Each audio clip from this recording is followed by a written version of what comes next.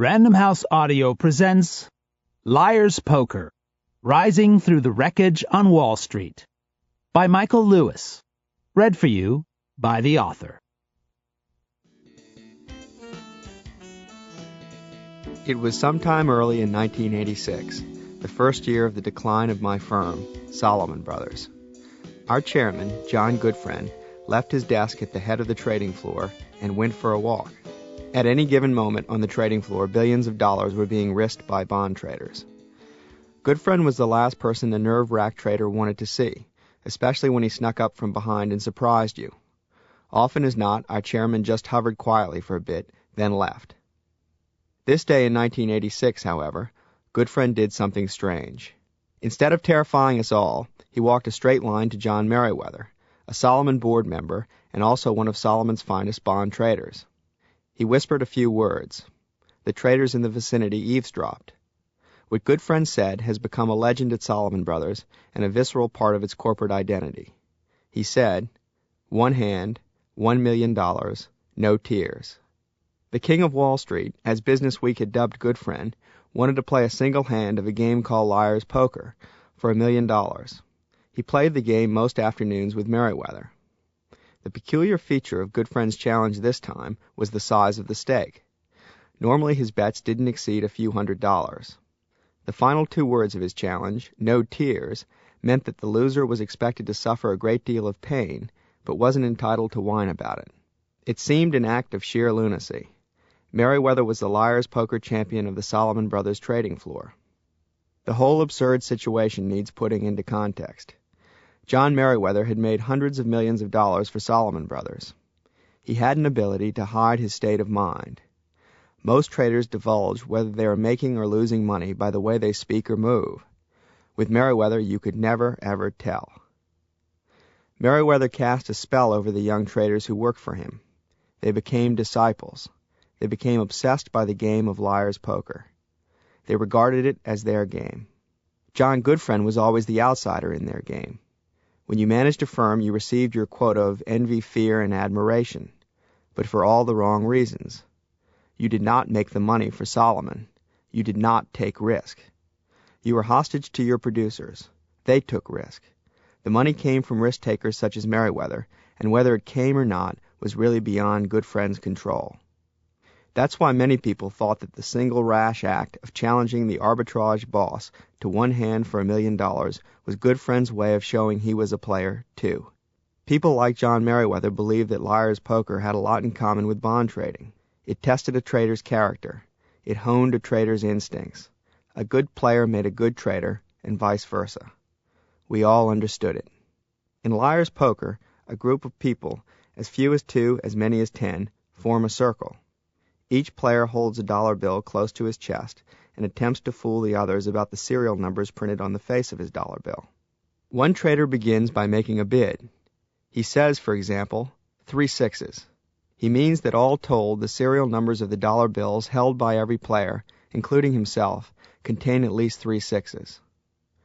Once the first bid has been made, the game moves clockwise in the circle. Let's say the bid is 3 6s. The player to the left of the bidder can bid higher numbers or challenge. That is like saying, "I doubt it." The bidding escalates until all the other players agree to challenge a single player's bid. Then, and only then, do the players reveal their serial numbers and determine who is bluffing whom.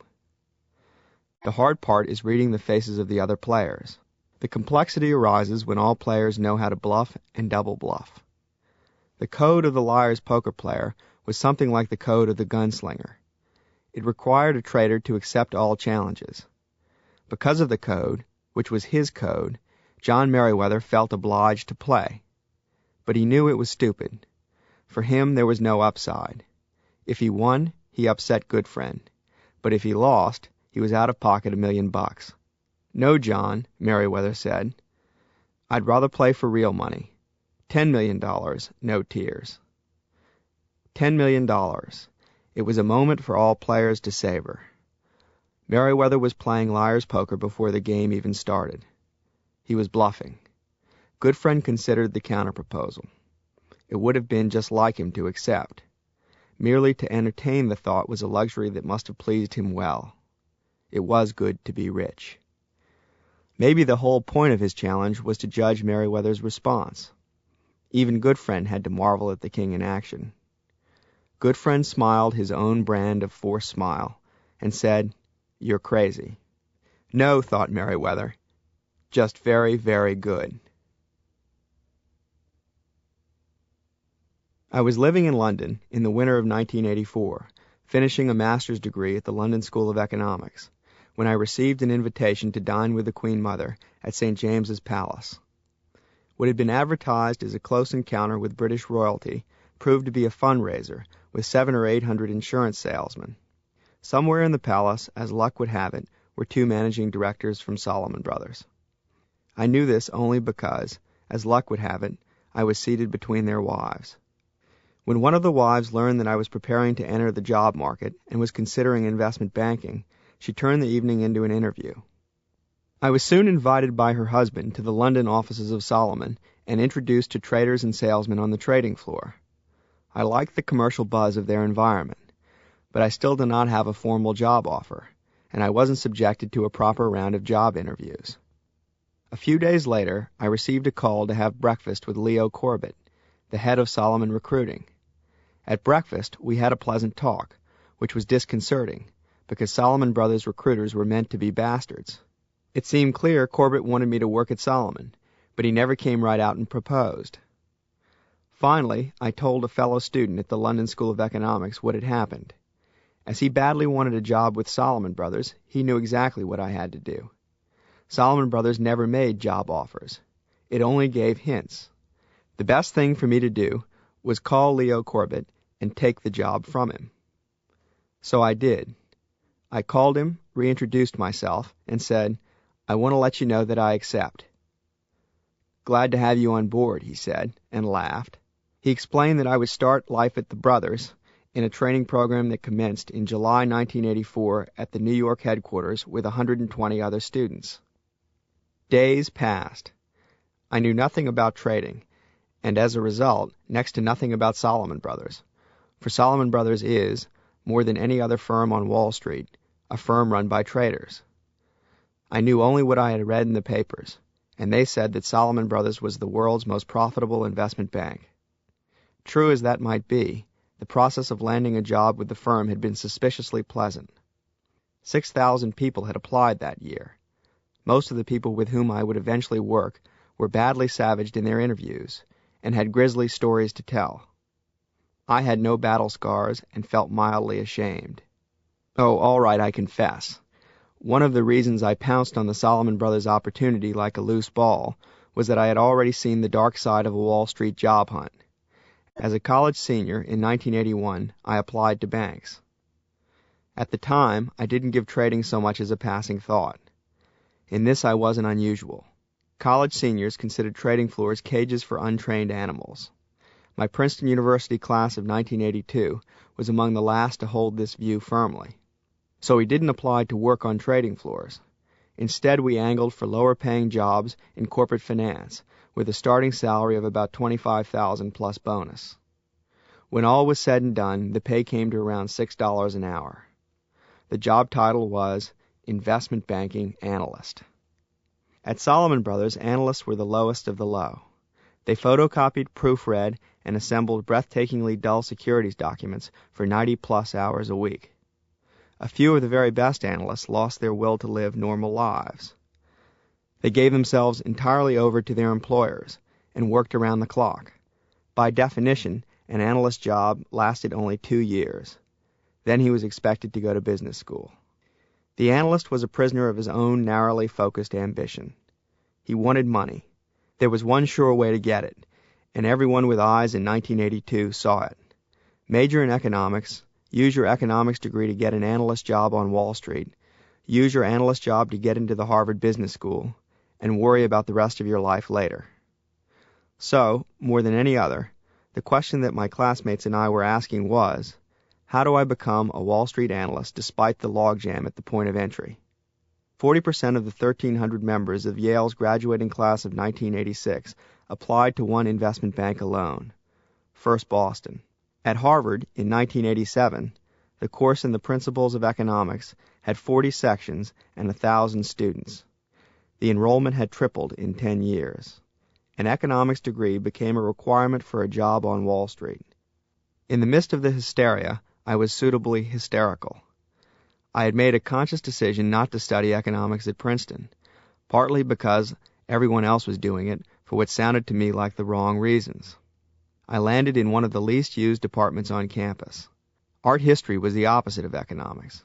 No one wanted it on his resume. Art history, as an economics major once told me, is for preppy girls from Connecticut. The chief economic purpose of art history was clandestinely to lift the grade point averages of the economics students. To be fair, art was only the start of my problems. It didn't help that my resume listed bartending and skydiving as skills. Born and raised in the Deep South, I had never heard of investment bankers until a few months before my first job interview. Nevertheless, Wall Street seemed very much like the place to be at the time.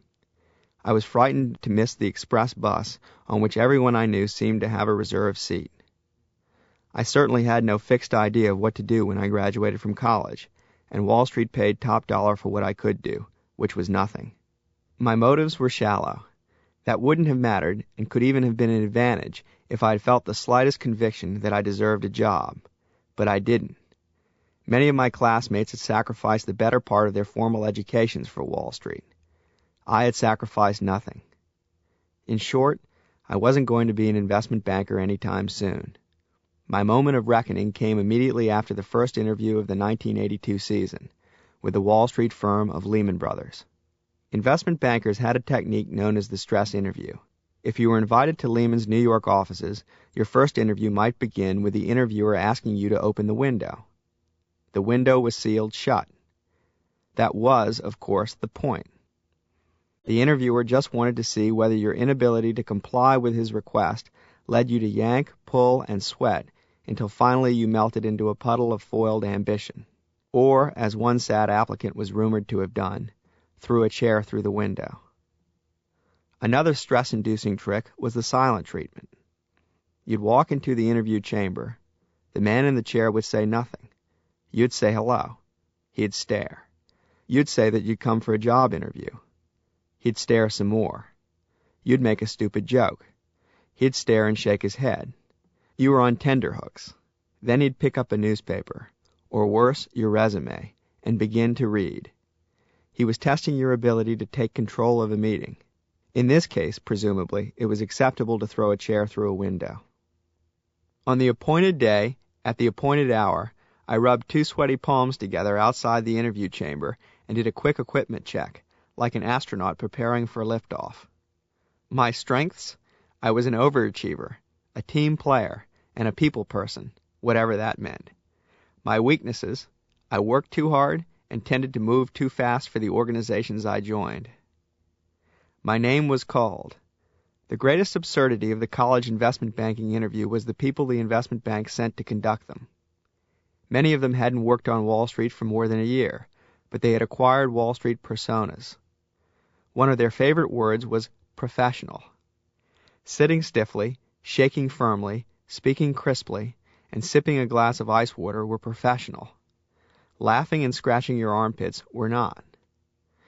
The young man began to fire questions at me. Perhaps the best way to describe our encounter is to recount, as best as memory will allow, what passed for our conversation. Square young man, why don't you explain to me the difference between commercial banking and investment banking? Me. Investment bankers underwrite securities. Commercial bankers make loans. Square young man, do you know the size of the U.S. GNP? Me. I'm not sure. Isn't it about $500 billion? Square young man. More like $3 trillion. You know, we interview hundreds of people here for each position. You're up against a lot of economics majors who know their stuff. Why do you want to be an investment banker? Obviously, the honest answer was that I didn't know. That was unacceptable. After a waffle or two, I gave him what I figured he wanted to hear. Me. Well, really, when you get right down to it, I want to make money. Square young man. That's not a good reason. You work long hours in this job, and you have to be motivated by more than just money. Frankly, we try to discourage people from our business who are too interested in money. That's all. That's all. The words ring in my ears. Before I could stop it from happening, I was standing outside the cubicle in a cold sweat. Why did the square young man from Lehman take offense at the suggestion? A friend who eventually won a job with Lehman Brothers later explained. It's taboo, he said. You're supposed to talk about the thrill of doing deals and the excitement of working with outstanding people, but never ever mention money. From then on, whenever an investment banker asked for my motives, I dutifully handed him the correct answers. That money wasn't the binding force was, of course, complete and utter bullshit. Did anyone doubt the importance of money on Wall Street other than people from Wall Street when talking to people from elsewhere? Still, the tale has a happy ending. Lehman Brothers eventually went belly up in early 1984. The senior partners were forced to go hat in hand to Wall Street rival Shearson, which bought them out. Whether Lehman's misfortune was directly related to its unwillingness to admit it was out to make money, I do not know.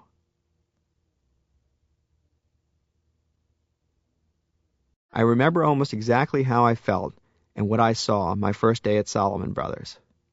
There was a cold shiver doing laps around my body. I rose early to walk around Wall Street before going to the office. I had never seen the place before. There was a river at one end and a graveyard at the other.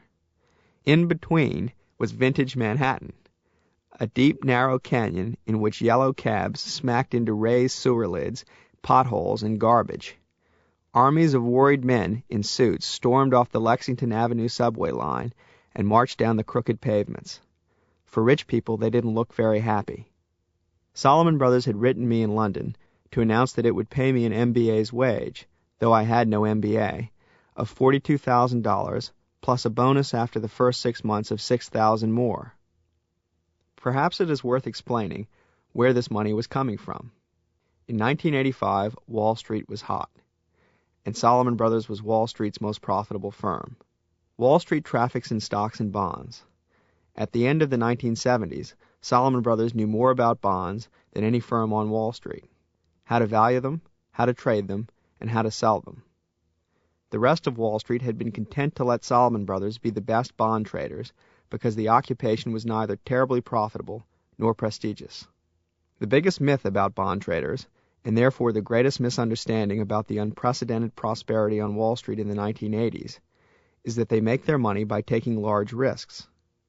A few do, and all traders take small risks, but most traders act simply as toll takers. In other words, Salomon carved a tiny fraction out of each financial transaction. This adds up. The Salomon salesman sells $50 million worth of a new IBM bond to pension fund X. The Salomon trader, who provides the salesman with the bonds, takes for himself 1/8 of a percentage point, or $62,500. He may, if he wishes, take more. In the bond market, unlike in the stock market, commissions are not openly stated. Now the fun begins. Once the trader knows the location of the IBM bonds and the temperament of their owner, he doesn't have to be outstandingly clever to make the bonds move again. He can generate his own magic. He can, for example, pressure one of his salesmen to persuade insurance company Y that the IBM bonds are worth more than pension fund X paid for them initially. Whether it is true is irrelevant. The trader buys the bonds from X and sells them to Y and takes out another 1/8 of a percentage point, and the pension fund is happy to make a small profit in such a short time. In this process, it helps if neither of the parties on either side of the middleman knows the value of the treasure. The men on the trading floor have PhDs in man's ignorance. In any market, as in any poker game, there is a fool. The astute investor Warren Buffett is fond of saying that any player unaware of the fool in the market probably is the fool in the market. Salomon Brothers bond traders knew about fools because that was their job. Knowing about markets is knowing about other people's weaknesses. And a fool, they would say, was a person who was willing to sell a bond for less than it was worth or buy a bond for more. A bond was worth only as much as the person who valued it properly was willing to pay. And Salomon, to complete the circle, was the firm that valued the bonds properly. But none of this explains why Salomon Brothers was particularly profitable in the 1980s. Making profits on Wall Street is a bit like eating the stuffing from a turkey. Some higher authority must first put the stuffing into the turkey. One of the benevolent hands doing the stuffing belonged to the Federal Reserve. At a rare Saturday press conference on October the 6th, 1979, Paul Volcker, chairman of the Fed, announced that the money supply would cease to fluctuate with the business cycle and interest rates would float. The event, I think, marks the beginning of the golden age of the bond man. Had Volcker never pushed through his radical change in policy, the world would be many bond traders and one memoir the poorer. For in practice, interest rates would swing wildly. Bond prices move inversely, lockstep, to rates of interest. Allowing interest rates to swing wildly meant allowing bond prices to swing wildly. Bonds had been conservative investments, into which investors put their savings when they didn't fancy a gamble in the stock market. After Volcker's speech, bonds became objects of speculation, a means of creating wealth rather than merely storing it. Overnight, the bond market was transformed from a backwater into a casino. Once Volcker had set interest rates free, the other hand stuffing the turkey went to work. America's borrowers. As the American government, consumers, and corporations borrowed more money, the volume of bonds exploded. Another way to look at this is that investors were lending money more freely than ever before. The combined indebtedness of the three groups in 1977 was $323 billion, much of which wasn't bonds, but loans made by commercial banks. By 1985, the three groups had borrowed $7 trillion. What is more, thanks to financial entrepreneurs at places like Salomon and the shakiness of commercial banks, a much greater percentage of the debt was cast in the form of bonds than ever before. A Salomon salesman who had in the past moved $5 million worth of merchandise through the traders' books each week was now moving $300 million through each day. He, the trader, and the firm began to get rich, and they decided for reasons best known to themselves to invest some of their winnings in buying people like me. Classes at Salomon Brothers were held on the 23rd floor of its building on the southeastern tip of Manhattan.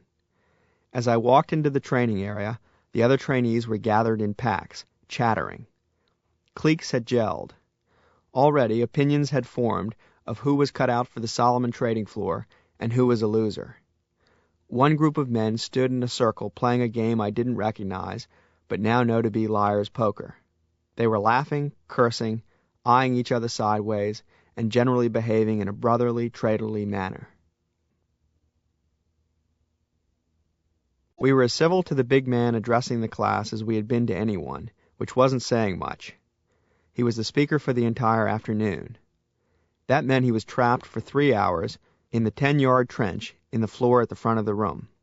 The man paced back and forth in the channel like a coach on the sidelines. We sat in rows of interconnected school chairs, 22 rows of white male trainees in white shirts, punctuated by 2 blacks, a cluster of Japanese, and the occasional female in a blue blazer. The room was hot and stuffy. We were only 1 week into our 5-month training program, and I was already exhausted. I sank in my chair. The speaker, a leading bond salesman at Salomon, was doing well with the crowd. People in the back row listened. All around the room, trainees put down their New York Times crossword puzzles. The man was telling us how to survive. You got to think of Salomon Brothers as a jungle, he said. The trading floor is a jungle, he went on, and the guy you end up working for is your jungle leader. You've got to learn from your boss. He's key. Imagine if I take 2 people and I put them in the middle of the jungle, and I give one person a jungle guide and the other person nothing. Inside the jungle, there's a lot of bad shit going down. Outside the jungle, there's a TV that's got the NCAA finals on and a huge fridge full of Bud. The speaker had found the secret to managing the Salomon Brothers class of 1985. Win the hearts and minds of the back row. Even when they felt merely ambivalent about a speaker, back row people slept or chucked paper wads at the wimps in the front row. But if the back row people for some reason didn't care for a speaker, all hell broke loose. Not now. Primitive revelation swept through the back of the classroom at the sound of the jungle drums. The guys in the back row were leaning forward in their seats for the first time all day. Ooh, ah. With the back row neutralized, the speaker effectively controlled the entire audience, for the people sitting in the front row were on automatic pilot. They were the same as front row people all over the world, only more so. Most graduates of the Harvard Business School sat in the front row. "A huge fridge full of bud," said the speaker, a second time, "and chances are good that the guy with the jungle guide is going to be the first one through the jungle to the TV and the beer. Not to say the other guy won't eventually get there too, but..." Here he stopped pacing and even gave the audience a little sly look. "He'll be real thirsty, and there's not going to be any beer left when he arrives." The guys in the back row liked it. They fell all over each other slapping palms, and looked as silly as white men in suits do when they pretend to be black soul brothers. When not listening to this sort of speech, we faced a much smaller man with a row of Bic fine points in a plastic case in his breast pocket, otherwise known as a nerd pack, explaining to us how to convert a semi-annual bond yield to an annual bond yield. The guys in the back row didn't like that. "Fuck the fucking bond math," they said. "Tell us about the jungle." Why Solomon let it happen, I still don't understand. The firm's management created the training program, then walked away.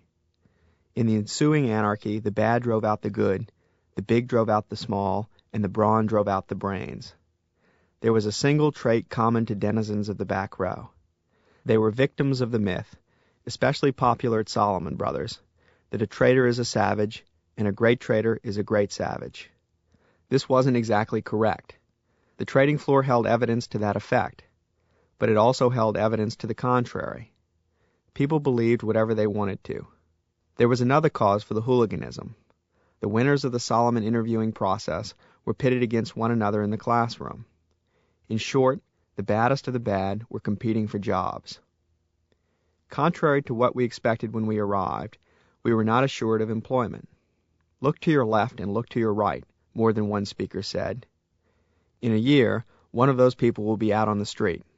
Across the top of the job placement blackboard appeared the name of each department on the trading floor: municipal bonds, corporate bonds, government bonds, etc. Along the side of the board was each office in the firm: Atlanta, Dallas, New York, etc. The trainee was driven to despair by the thought that he might land somewhere awful in the matrix, or nowhere at all. Trading mortgages in New York was mouth-wateringly good. But the absolute worst was the slot marked Equities in Dallas. Equities in Dallas became training program shorthand for "just bury that lowest form of human scum where it will never be seen again." Within weeks after our arrival, the managers of each department had begun to debate our relative merits. But the managers were traitors at heart. They couldn't discuss a person, place, or thing without also trading it. So they began to trade trainees, like slaves. One day you'd see 3 of them leaning over the fat blue binder that held our photographs and resumes. The next day you'd hear that you had been swapped for 1 front row person and 1 draft choice from the next training program. You needed a sponsor, one of 112 managing directors. There was one small problem, of course. Bosses were not always eager to befriend trainees. After all, what was in it for them? A managing director grew interested only if he believed you were widely desired. He won points when he spirited away a popular trainee from other managing directors. The approach of many a trainee, therefore, was to create the illusion of desirability. Then bosses wanted him not for any sound reason, but simply because other bosses wanted him. A few weeks into the training program, I made a friend on the trading floor, though not in the area in which I wanted to work. That friend pressed for me to join his department. I let other trainees know I was pursued. They told their friends on the trading floor, who in turn became curious. Eventually the man I wanted to work for overheard others talking about me and asked me to breakfast. Within the training class, a dispute arose over whether, under the circumstances, groveling was acceptable. Each trainee had to decide for himself. Thus was born the Great Divide. Those who chose to put on a full-court grovel found seats in the front of the classroom, where they sat, lips puckered, through the entire 5-month program. Those who treasured their pride feigned cool indifference by sitting in the back row and hurling paper wads at managing directors. I considered myself an exception, of course. I was accused by some of being a front-row person because I asked too many questions. I lamely compensated for my curiosity by hurling a few paper wads at important traders. And my stock rose dramatically in the back row when I was thrown out of class for reading the newspaper while a trader spoke. Of all exceptions, however, the Japanese were the greatest. The Japanese undermined any analysis of our classroom culture. All 6 of them sat in the front row and slept. Their leader was a man named Yoshi. Each morning and afternoon, the back row boys made bets on how many minutes it would take Yoshi to fall asleep. Yoshi was their hero. A small cheer would go up in the back row when Yoshi crashed, partly because someone had just won a pile of money, but also in appreciation of any man with the balls to fall asleep in the front row. The Salomon Brothers training program was, without a doubt, the finest start to a career on Wall Street.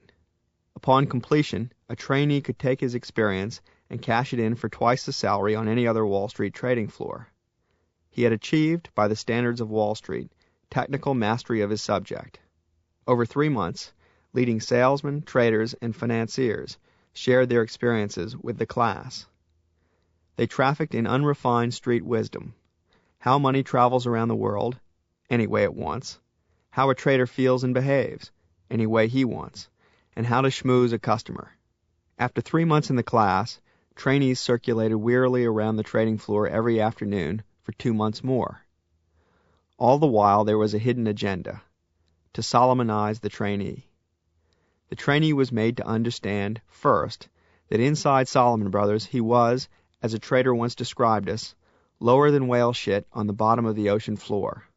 And second, that lying under whale shit at Salomon Brothers was like rolling in clover compared to not being at Salomon Brothers at all. Each day after class, around 3 o'clock, we were pressured to move from the training class to the trading floor on the 41st floor.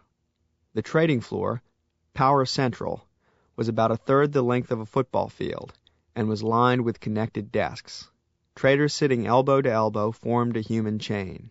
Between the rows of desks, there was not enough space for 2 people to pass each other without first turning sideways.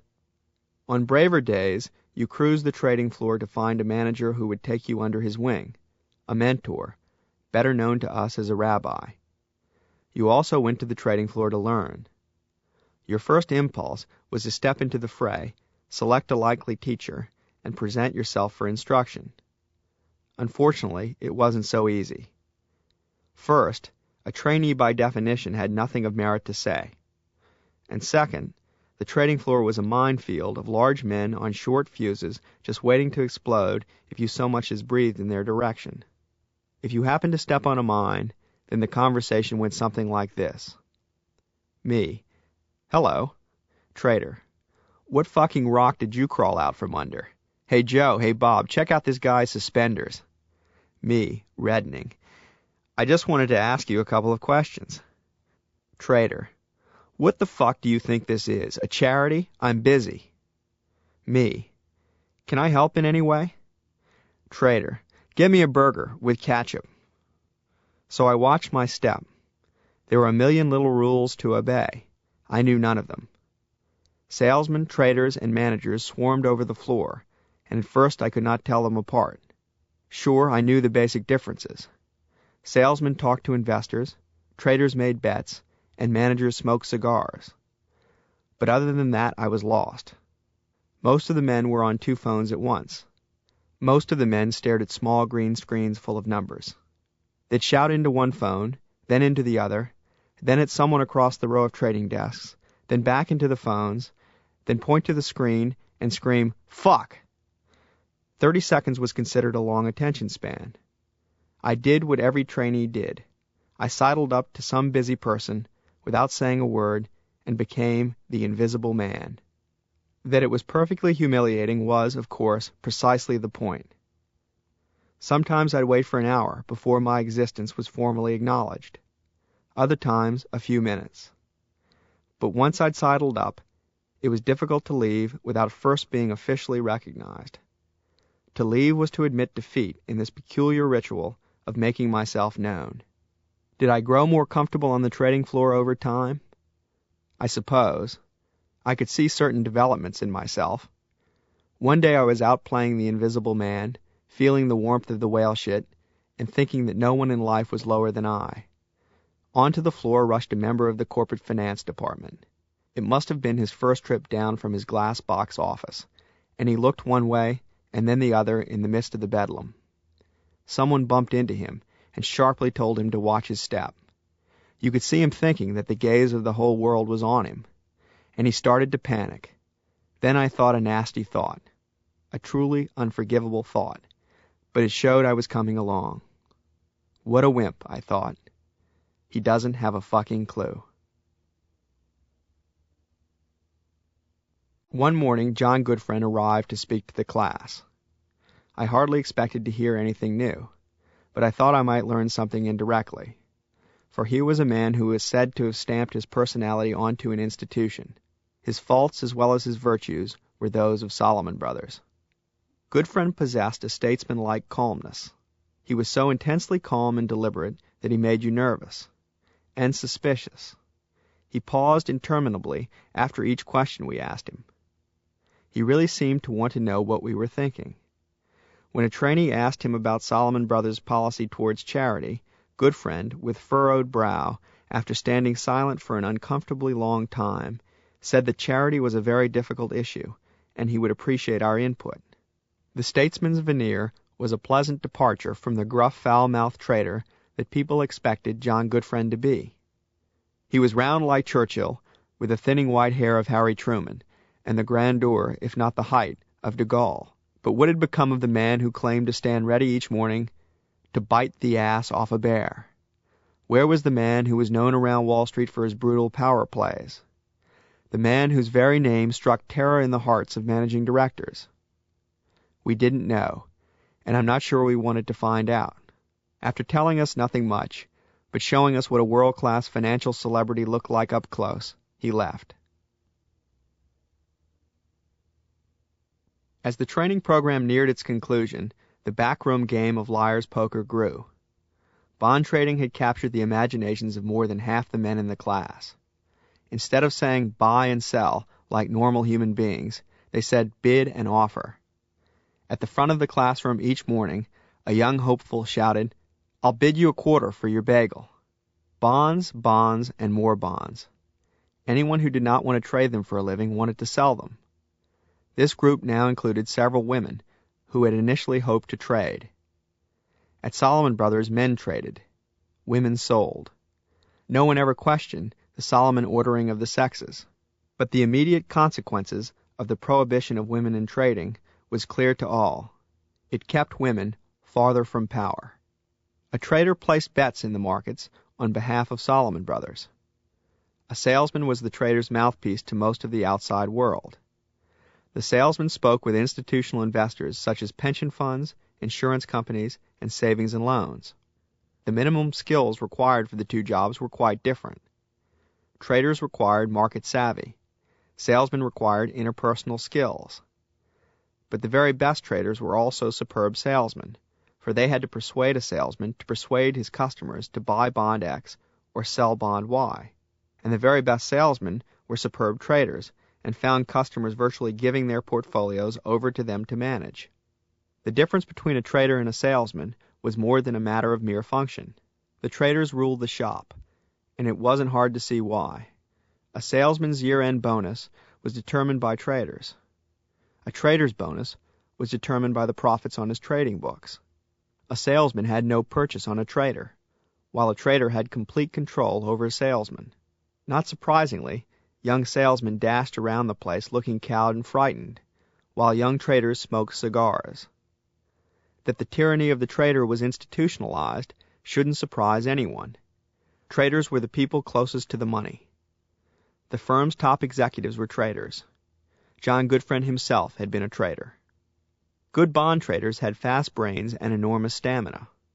They watched the markets 12 and sometimes 16 hours a day, and not just the market in bonds. They watched dozens of financial and commodity markets, stocks, oil, natural gas, currencies, and anything else that might in some way influence the bond market. They sat down in their chairs at 7 a.m. and stayed put until dark. I quickly came to the conclusion that I could never be a bond trader, from having met a great number of them and not finding one who bore the slightest resemblance to me. We had nothing in common. That made me, by default, a salesman. I found imagining myself as a bond salesman only marginally more plausible than imagining myself as a bond trader. More different types of people succeeded on the trading floor than I initially supposed. Some of the traders were truly awful human beings. They sacked others to promote themselves. They harassed women. They humiliated trainees. They didn't have customers. They had victims. Others were naturally extremely admirable characters. They inspired those around them. They treated their customers almost fairly. They were kind to trainees. The point is that it didn't matter one bit whether a trader was good or evil, as long as he was that most revered of all species, a big swinging dick. If he could make millions of dollars come out of his phones, he became a big swinging dick. After the sale of a big block of bonds and the deposit of a few $100,000 into the Solomon till, a managing director called whoever was responsible to confirm his identity. Hey, you big swinging dick, way to be. To this day, the phrase brings to my mind the image of an elephant's trunk swaying from side to side. Swish, swash. Nothing in the jungle got in the way of a big swinging dick. That was the prize we coveted. Everyone wanted to be a big swinging dick, even the women. Big swinging dickettes. Christ, even front row people hoped to be big swinging dicks. Because the 41st floor was the chosen home of the firm's most ambitious people, and because there were no rules governing the pursuit of profit and glory, the men who worked there, including the more bloodthirsty, had a hunted look about them. Eat or be eaten. I sat wide-eyed when these people came to speak to the class and observed a behavioral smorgasbord, the likes of which I have never before encountered, except in fiction. And so it was, in this frame of mind, that I first watched the human piranha in action. The human piranha was a bond salesman, and he came to tell us about government bonds. He was the only bond salesman who made traders nervous, because he generally knew their job better than they did, and if they screwed up by giving him a wrong price, he usually made a point of humiliating them on the hoot and holler, a system-wide loudspeaker. It gave other salespeople great satisfaction to watch him do this. The human piranha was short and square. The most unusual thing about him was the frozen expression on his face. His dark eyes rarely moved, and out of his mouth came a steady stream of bottom-line analysis and profanity. The piranha that day began by devouring the government of France. The French government had issued a bond known as the Giscard. Yes, the one described by Tom Wolfe in The Bonfire of the Vanities. Wolfe learned of the Giscard from a Solomon trader. In fact, to research his fictional bond salesman, Wolfe had come to the 41st floor and sat spitting distance from the human piranha. The French had raised about $1 billion in 1978 with the bond. That wasn't the problem. The problem was that the bond was, under certain conditions, exchangeable into gold at $32 an ounce. The fucking frogs are getting their faces ripped off, said the piranha, meaning that the French were losing a lot of money on the bond issue now that the bond had indeed become convertible and the price of gold was $500 an ounce. The stupidity of the fucking frogs disgusted the piranha. He associated it with their habit of quitting work at 5 p.m. The piranha didn't talk like a person. He said things like, if you fucking buy this bond in a fucking trade, you're fucking fucked. And, if you don't pay fucking attention to the fucking 2-year, you get your fucking face ripped off. Noun, verb, adjective. Fucker, fuck, fucking. No part of speech was spared. The human piranha, a Harvard graduate, thought nothing of it. He was always like this. The human piranha turned out to be my favorite person on the 41st floor. There was no bullshit about him. He was brutal, but also honest, and, I think, fair. The problems on 41 were caused by people who were tough but unfair.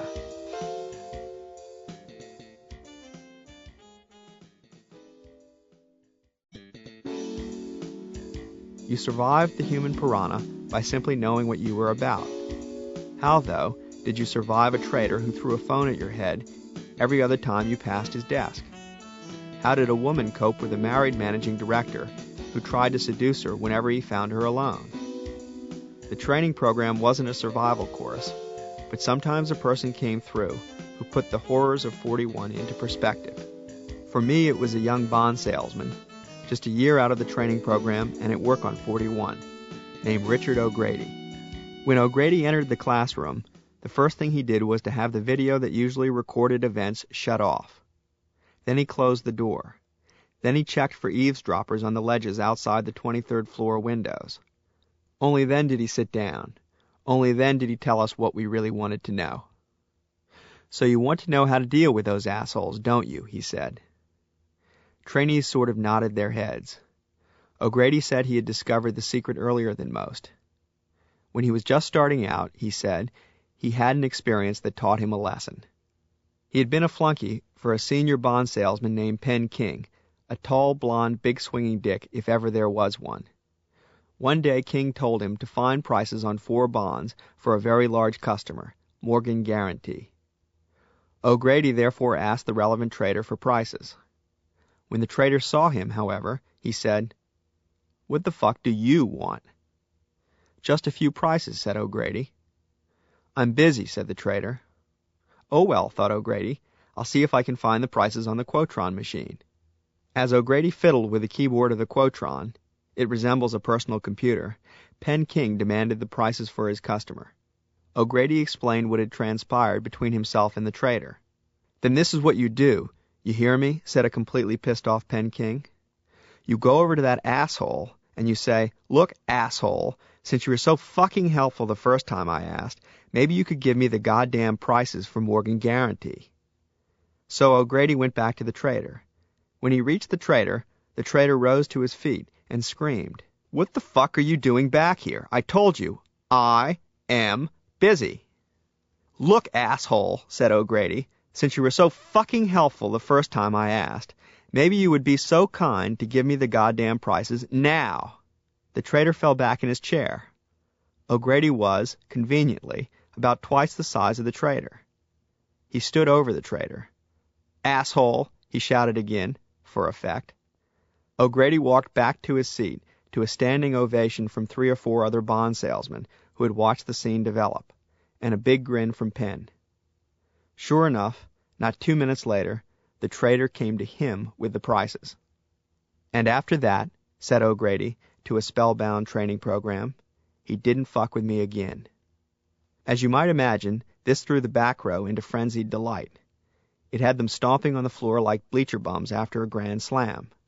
What was the secret to dealing with the assholes? Lift weights or learn karate, said O'Grady. As if to confirm this impression, following on the heels of O'Grady came the mortgage trading department. Every firm on Wall Street has its baddest dudes, and these were ours. They were known for hurling phones at the heads of trainees, and were said to have installed extra long cords to increase their range. In spite of my craven panic in the presence of mortgage traders, I was curious about their business, and their boss, Louis Ranieri.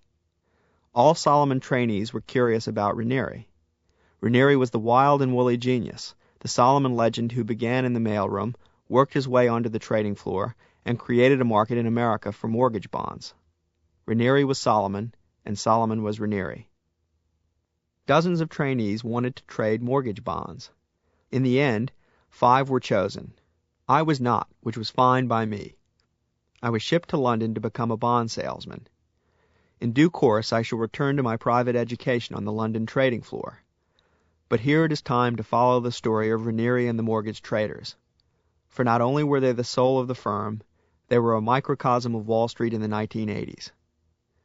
The mortgage market was one of 2 or 3 textbook cases that illustrated the change sweeping the world of finance. It was January 1985, and Matty Oliva was fresh from Harvard University and the Solomon Brothers training program. The good news was he had landed a plum job on the mortgage trading desk. The bad news was that for his first full year on the desk, he would be an object of abuse. The senior mortgage traders maintained that abuse led to enlightenment. It purged trainees of pretension and made them realize they were the lowest of all God's creations. The traders were to blame for the awful thing about to happen to Matty Oliva. A couple of traders regularly asked Matty to fetch their lunch. They'd holler at him, "Hey geek, how about some food?" In their less ornery moments, they said, almost politely, "About that time, ain't it, Matty?" There was no need to be polite to Matty, because Matty was a slave. There was no need to tell him exactly what to get, because as every trainee knew, mortgage traders ate anything at any time. Just as some people are mean drunks, mortgage traders were mean gluttons. Nothing angered them more than being without food, unless it was being interrupted while they ate. In other words, they were not the sort of hyperthyroid fat people who meekly sip Diet Cokes all day and prompt one to ask, "So how did he get fat? He never eats." Nor were they the sort of jolly fat people, like Ed McMahon, who are loved because they don't threaten anybody. Mortgage traders were the sort of fat people who grunt from the belly and throw their weight around, like sumo wrestlers. When asked to find food, a trainee on the mortgage desk simply brought back as much of everything as he could carry. On one fateful January day, the beleaguered Matty climbed the 5 flights of stairs from the trading floor to the cafeteria. Matty quickly filled as many plastic trays as he could carry with fries, burgers, Cokes, candy, and a couple of dozen chocolate chip cookies, products of a kitchen known throughout Wall Street for the regular warnings it received from the health inspectors. Then he sneaked past the security guard without paying. Call it an assertion of self.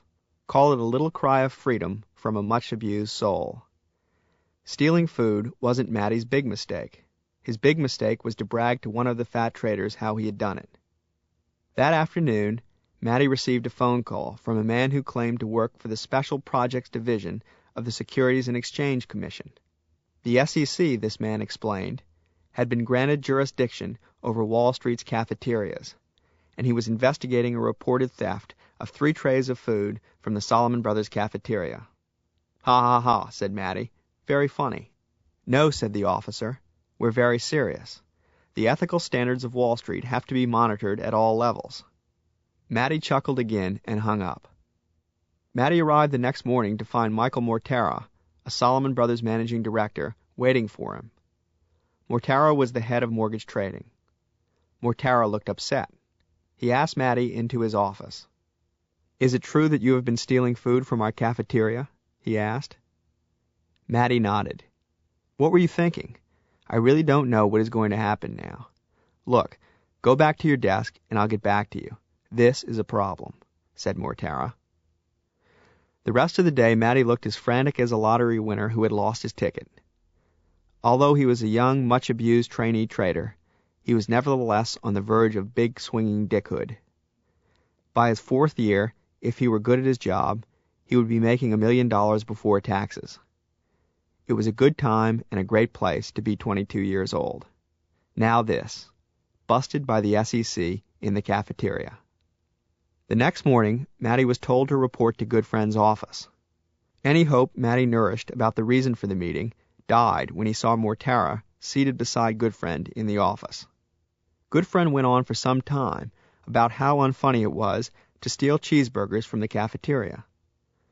Then he said, "Matthew, I have just concluded a long and painful meeting with the Salomon Brothers Executive Committee, and we've decided to let you stay for now.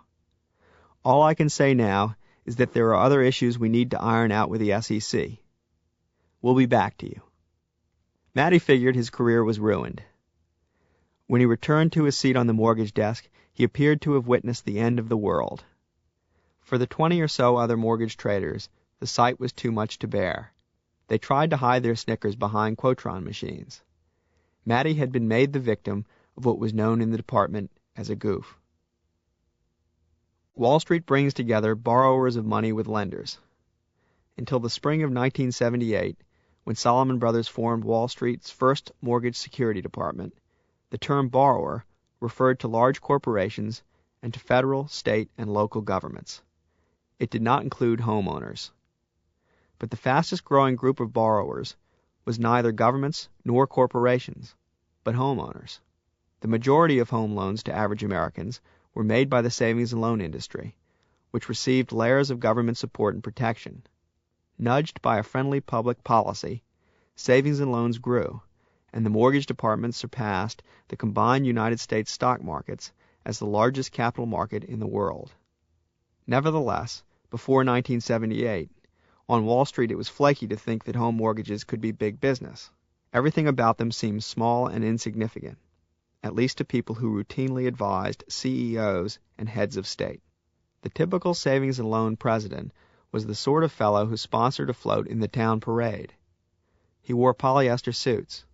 That said it all, didn't it? A trader would stand up and shout across the trading floor, "I got 10 million IBM 8.5s at 101, and I want these fuckers moved out the door now." Never in a million years could he imagine himself shouting, "I got the $62,000 home mortgage of Mervyn K. Finkelberger. It has 20 years left on it. He's paying 9% interest, and it's a nice little 3-bedroom affair just outside Norwalk. Goodbye, too." A single home mortgage was a messy investment for Wall Street, which was used to dealing in bigger numbers. No trader or investor wanted to poke around suburbs to find out whether the homeowner to whom he had just lent money was creditworthy. At the very least, a mortgage had to be pooled with other mortgages of other homeowners. Traders and investors would trust statistics and buy into a pool of several thousand mortgage loans made by a savings and loan, of which, by the laws of probability, only a small fraction should default. Pieces of paper could be issued that entitled the bearer to a pro rata share of the cash flows from the pool, a guaranteed slice of a fixed pie. Thus standardized, the pieces of paper could be traded. Robert Dahl, a Salomon Brothers partner, saw the wave coming and produced a 3-page memo summarizing the market for the Salomon Brothers Executive Committee.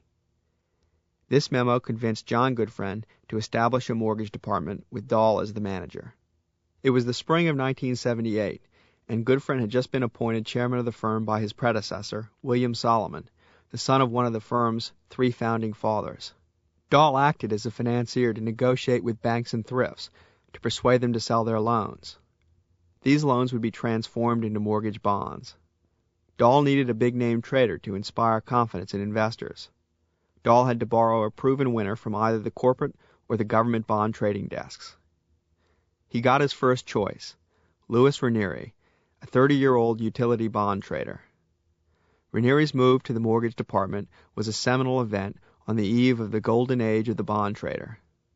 With his appointment in mid-1978, the story of the mortgage market, as it is conventionally told within Salomon Brothers, commences. Dahl knows precisely why he selected Ranieri. Louis, he says, was not just a trader. He had the mentality and the will to create a market.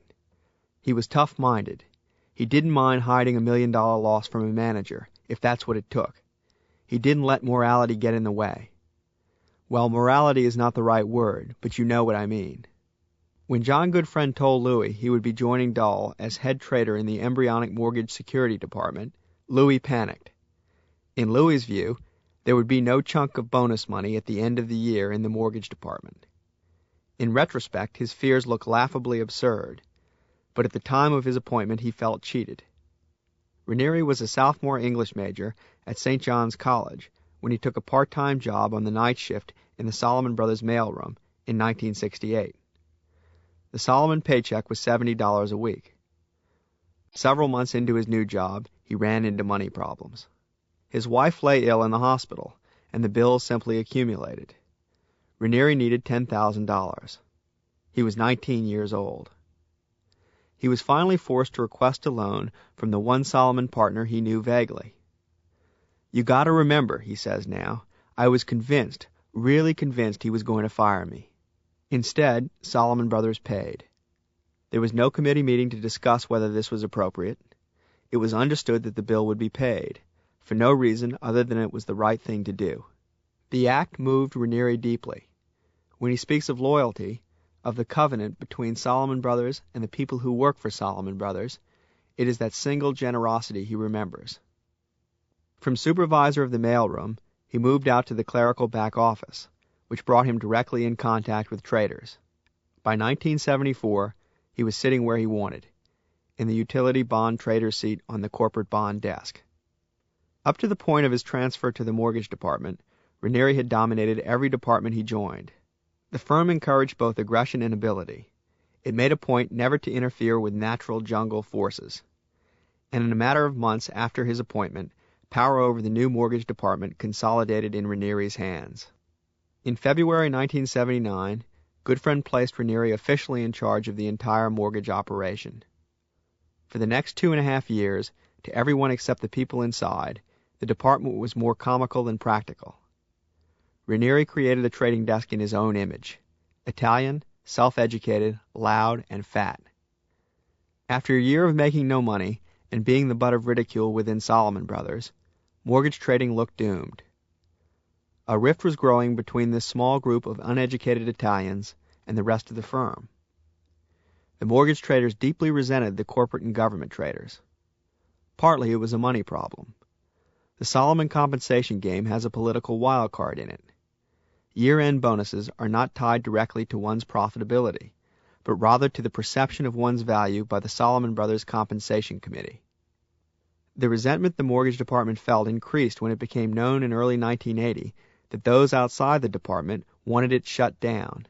The mortgage department wasn't making money. The other mortgage units on Wall Street, Merrill Lynch, First Boston, Goldman Sachs, were stillborn. They closed almost before they had opened. The prevailing wisdom was that mortgages were not for Wall Street. Ranieri expanded his mortgage unit. Why? Who knows? Perhaps he had a crystal ball. Perhaps he figured that the larger his department grew, the harder it would be to dismantle. For whatever reason, Ranieri hired the fired mortgage salesmen from other firms, built his research department, and doubled the number of traders, and left the dormant mortgage finance department in place. He hired a phalanx of lawyers and lobbyists in Washington to work on legislation to increase the number of potential buyers of mortgage securities. The executive committee members of Salomon Brothers fought Ranieri's expansion because they decided the mortgage market was bad news. They didn't understand it. They didn't want to understand it. They just wanted out of it. They planned to sever the ties with the thrift industry and cut the lines of credit. Cutting off thrifts was the same as shutting down the mortgage department, since thrifts were the only buyers of mortgage bonds. I basically threw my body between the committee and the thrift industry, says Ranieri, allowing the expansion of his mortgage department. In all his decisions, Ranieri had the support of only one man, John Goodfriend. Ranieri built high walls to protect his people from hostile forces. The enemy was no longer his Wall Street competitors, for they had mostly disappeared. The enemy was Salomon Brothers. Lights began to flash on the mortgage trading desk in October 1981. On the other end of the telephones were nervous savings and loan presidents from across America, wanting to sell their loans. Every home in America, $1 trillion worth of debt, seemed to be for sale. There were 1,000 loan sellers and no buyers. Correction, one buyer, Louis Ranieri. All the traders had to do was open their mouths and swallow as much as they could. What was going on? From the moment Volcker fixed the money supply and lifted interest rates in October 1979, thrifts hemorrhaged money. The entire structure of home lending was on the verge of collapse. There was a time when it seemed that if nothing were done, all thrifts would go bankrupt. So on September 30th, 1981, Congress passed a nifty tax break, allowing thrifts to sell all their mortgage loans and put their cash to work for higher returns. Selling their mortgage loans led to hundreds of billions of dollars in turnover on Wall Street. The United States Congress had just rescued Ranieri and Company. The only fully staffed mortgage department on Wall Street was no longer awkward and expensive. It was a thriving monopoly. It rained gold on Salomon Brothers mortgage traders. Salomon Brothers was all of a sudden playing the role of a thrift. Salomon was exposed to the homeowner's ability to repay. A cautious man would have inspected the properties he was lending against, for nothing but property underpinned the loans. The notion of trusting the thrifts to value the property accurately gave Salomon's top brass the willies. Ranieri and Company intended to transform the home loans into bonds as soon as possible by taking them to the U.S. government for a guarantee. Then they could sell the bonds to Solomon's institutional investors as, in effect, U.S. government bonds. The thrifts paid a fee to have their mortgages guaranteed. The wonderfully spontaneous mortgage department was the place to be if your philosophy of life was ready, fire, aim. The payoff to the swashbuckling traders, by the standards of the time, was shockingly large. In 1982, coming off 2.5 lean years, Louis Ranieri's mortgage department made $150 million. Although there are no official numbers, it is widely accepted at Solomon that Ranieri's traders made $200 million in 1983, $175 million in 1984, and $275 million in 1985. Louis Ranieri was the right man at the right place at the right time. Louis was willing to take positions on things he didn't fully understand, says one of his traders. He had a trader's instinct that he trusted. That was important. The attitude at Solomon was always, if you believe in it, go with it, but if it doesn't work, you're fucked. And Louis responded to this. Louis was not only willing to bet the ranch, his attitude was, sure, what the fuck, it's only a ranch. In 1983, with his department generating 40% of the firm's revenues, while no other department generated more than 10%, he was placed on the Solomon Brothers Executive Committee. He expanded by hiring more traders and moving into real estate mortgages. In 1986, Ranieri was named to the office of the chairman, directly beneath Goodfriend. As Louis grew wealthy, earning between $2 and $5 million in each of the golden years between 1982 and 1986, he continued to own 4 suits. A mortgage trader recalls, "We used to kid him that he stood in line at the mail shop in Brooklyn to get his suits. They used to sell you a suit with a trip to Florida, a bottle of champagne, and food stamps, all for $99. As time passed, Ranieri grew less involved with the day-to-day decisions made on the trading desk. Louis was a brilliant big-picture guy. He was not, however, a brilliant detail guy. The traders were beginning to delve into the minutiae of the mortgage market. The nature of the trader changed, says a longtime mortgage bond salesman. They wheeled in the rocket scientists. But the mortgage traders did not become correspondingly more refined in their behavior. For each step forward in market technology, they took a step backward in human evolution. As their numbers grew from 6 to 25, they became louder, ruder, fatter, and less concerned with their relations with the rest of the firm. Their culture was based on food, and as strange as that sounds, it was stranger still to those who watched mortgage traders eat. They began with a round of onion cheeseburgers, fetched by a trainee from the Trinity Deli at 8 a.m. One trader made enormous cartons of malted milk balls disappear in 2 gulps. Another sent trainees to buy $20 worth of candy for him every afternoon. Other traders swallowed small pizzas whole. Each Friday was Food Frenzy Day, during which all trading ceased and eating commenced. Says a former trader, a customer would call in and ask us to bid or offer bonds, and you'd have to say, I'm sorry, but we're in the middle of the feeding frenzy. I'll have to call you back. The department, in short, looked far more like a fraternity than it did a division of a large corporation. The boss was at least partly responsible for the adolescent nature of his department. He wasn't just one of the boys, he was the ringleader. It was enjoyable to make more money than the rest of the firm, but it was sheer delight to make more money than the rest of the firm while you spent half your day playing practical jokes on your employees, eating and smoking big fat cigars. A trader recalls Ranieri marching out from his office onto the floor to talk to one of his young traders, Andrew Friedwald. He had this big smile on his face.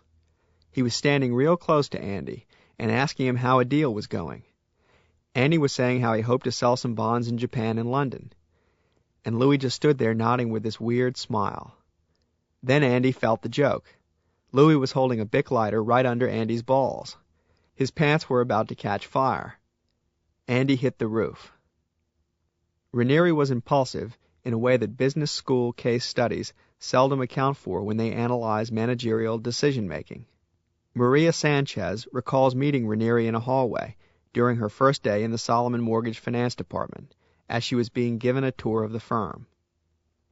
"I had no idea who he was," she says. "He came waddling down the hall like a penguin, waving one of his long swords. He kept a collection of swords in his office. He walked up to my tour guide and pointed to me with the sword and asked loudly, 'Who's this?' We were introduced, and he asked, 'You Italian?' I said no, I was Cuban.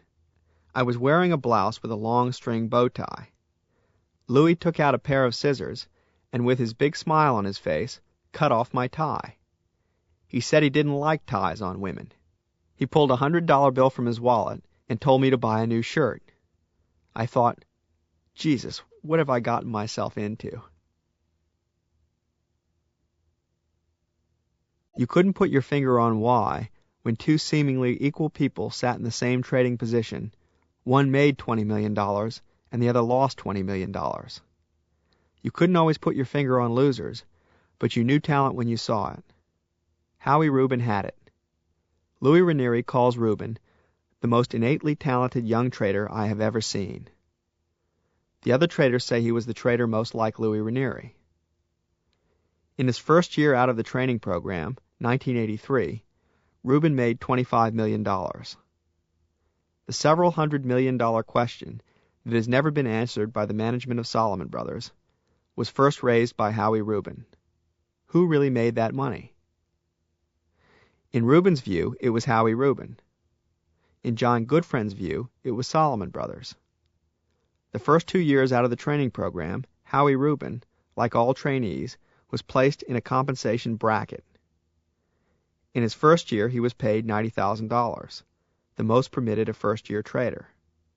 In 1984, his second year, Rubin made $30 million trading and was paid $175,000, the most permitted a second-year trader. In the beginning of 1985, he quit Solomon Brothers and moved to Merrill Lynch for a 3-year guarantee, a minimum of $1 million a year, plus a percentage of his trading profits. Who could blame him? His fellow traders understood. John Goodfriend, although himself a trader by training, did not grasp the contradictions inherent in his compensation system. Goodfriend had no intention of paying anyone a cut. He entertained a notion that X amount was enough. And anyway, Solomon Brothers, not Howie Rubin, had made that $25 million trading. Goodfriend openly criticized what he considered the overweening greed of the younger generation. In 1985, he told a reporter from Business Week, "I don't understand what goes on inside these pointy little heads."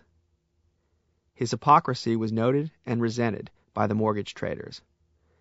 It was easy for Goodfriend to say money didn't matter. He paid himself more than any chief executive on Wall Street.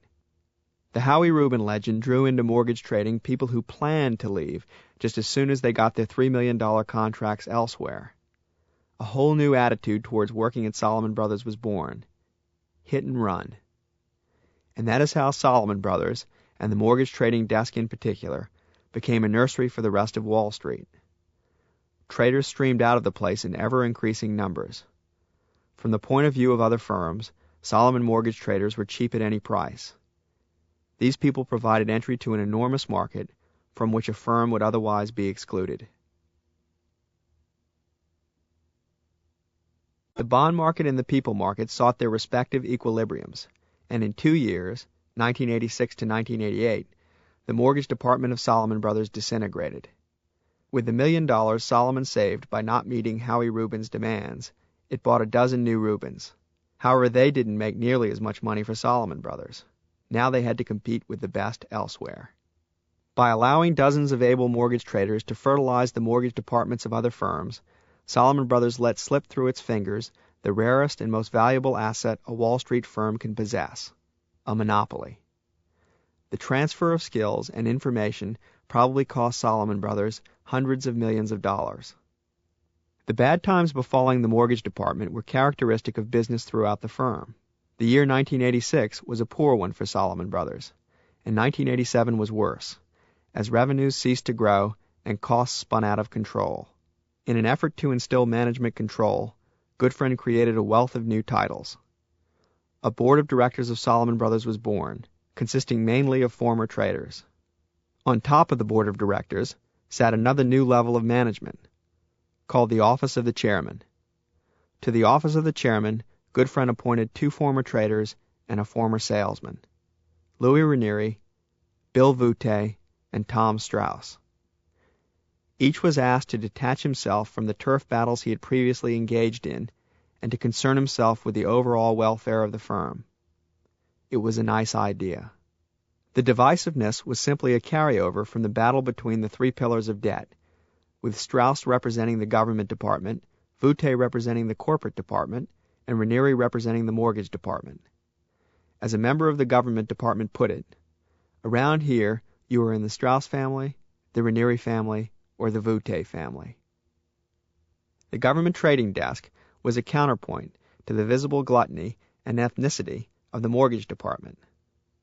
Government traders could have been mistaken for socially conscious East Coast wasps, had they only been a bit more repressed. Tom Strauss, their leader, was tall, thin, and perpetually tanned. The mortgage traders resented this.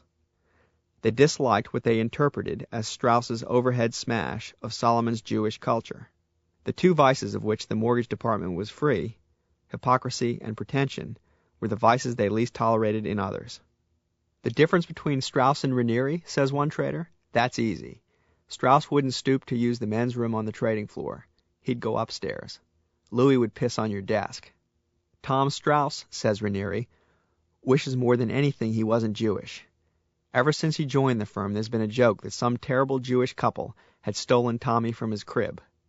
And, says one of Ranieri's senior traders, what Strauss hated about Louis was that he was fat, uneducated, and lacking finesse. Strauss didn't care about Louis's profits. He didn't like Louis's lack of couth. The Strauss family, the government department, of which I was to become a member, had strong professional objections to the mortgage department. They disapproved of what they thought were the excesses of the mortgage group.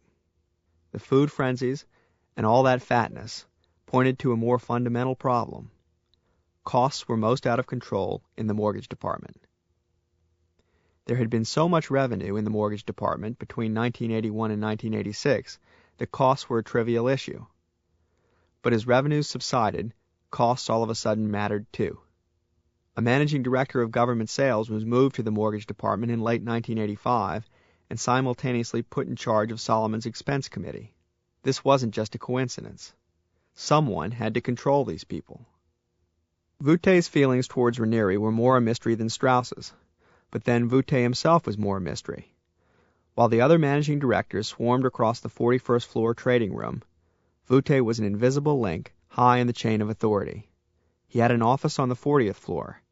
He appeared occasionally in the newspapers, but no one actually saw him. In spite of his reclusiveness, the initial move to dismantle the mortgage department came from his corporate bond family. At the insistence of Voute and Strauss, a corporate bond managing director named Mark Smith entered the mortgage department at the end of 1985. You could call him a spy, says one mortgage trader. You might call him a Trojan horse, says another.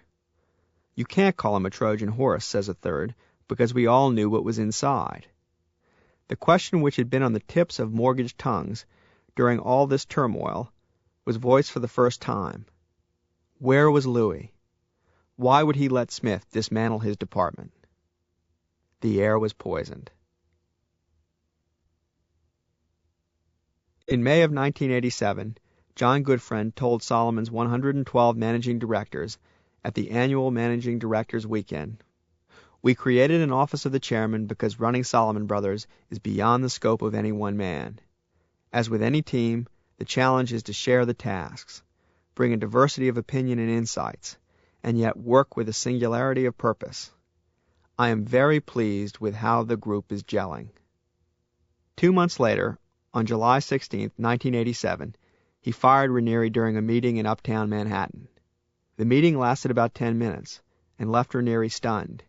When asked why he was fired, Ranieri says, "I still don't know." When Ranieri moved to adjourn the meeting and go collect his belongings, Goodfriend told him he wouldn't be permitted in the building. Clearly the thought of a coup, or a general strike, had crossed Goodfriend's mind, as large numbers of Solomon employees owed their chief allegiance to Ranieri. When news reached the mortgage desk, it was clear to everyone what would happen next. The Ranieri family would be purged. Over a period of a few months, the firm fired what was left of the old guard on the mortgage trading desk. The lone trader of Italian descent left on the desk was Paul Longinati, who appeared at work one day wearing a button that said, "Fire me, I'm Italian." All the traders found better jobs at other firms. Solomon Brothers' expertise fertilized the rest of Wall Street. The ignorance about mortgage bonds at the top of the firm was truly remarkable.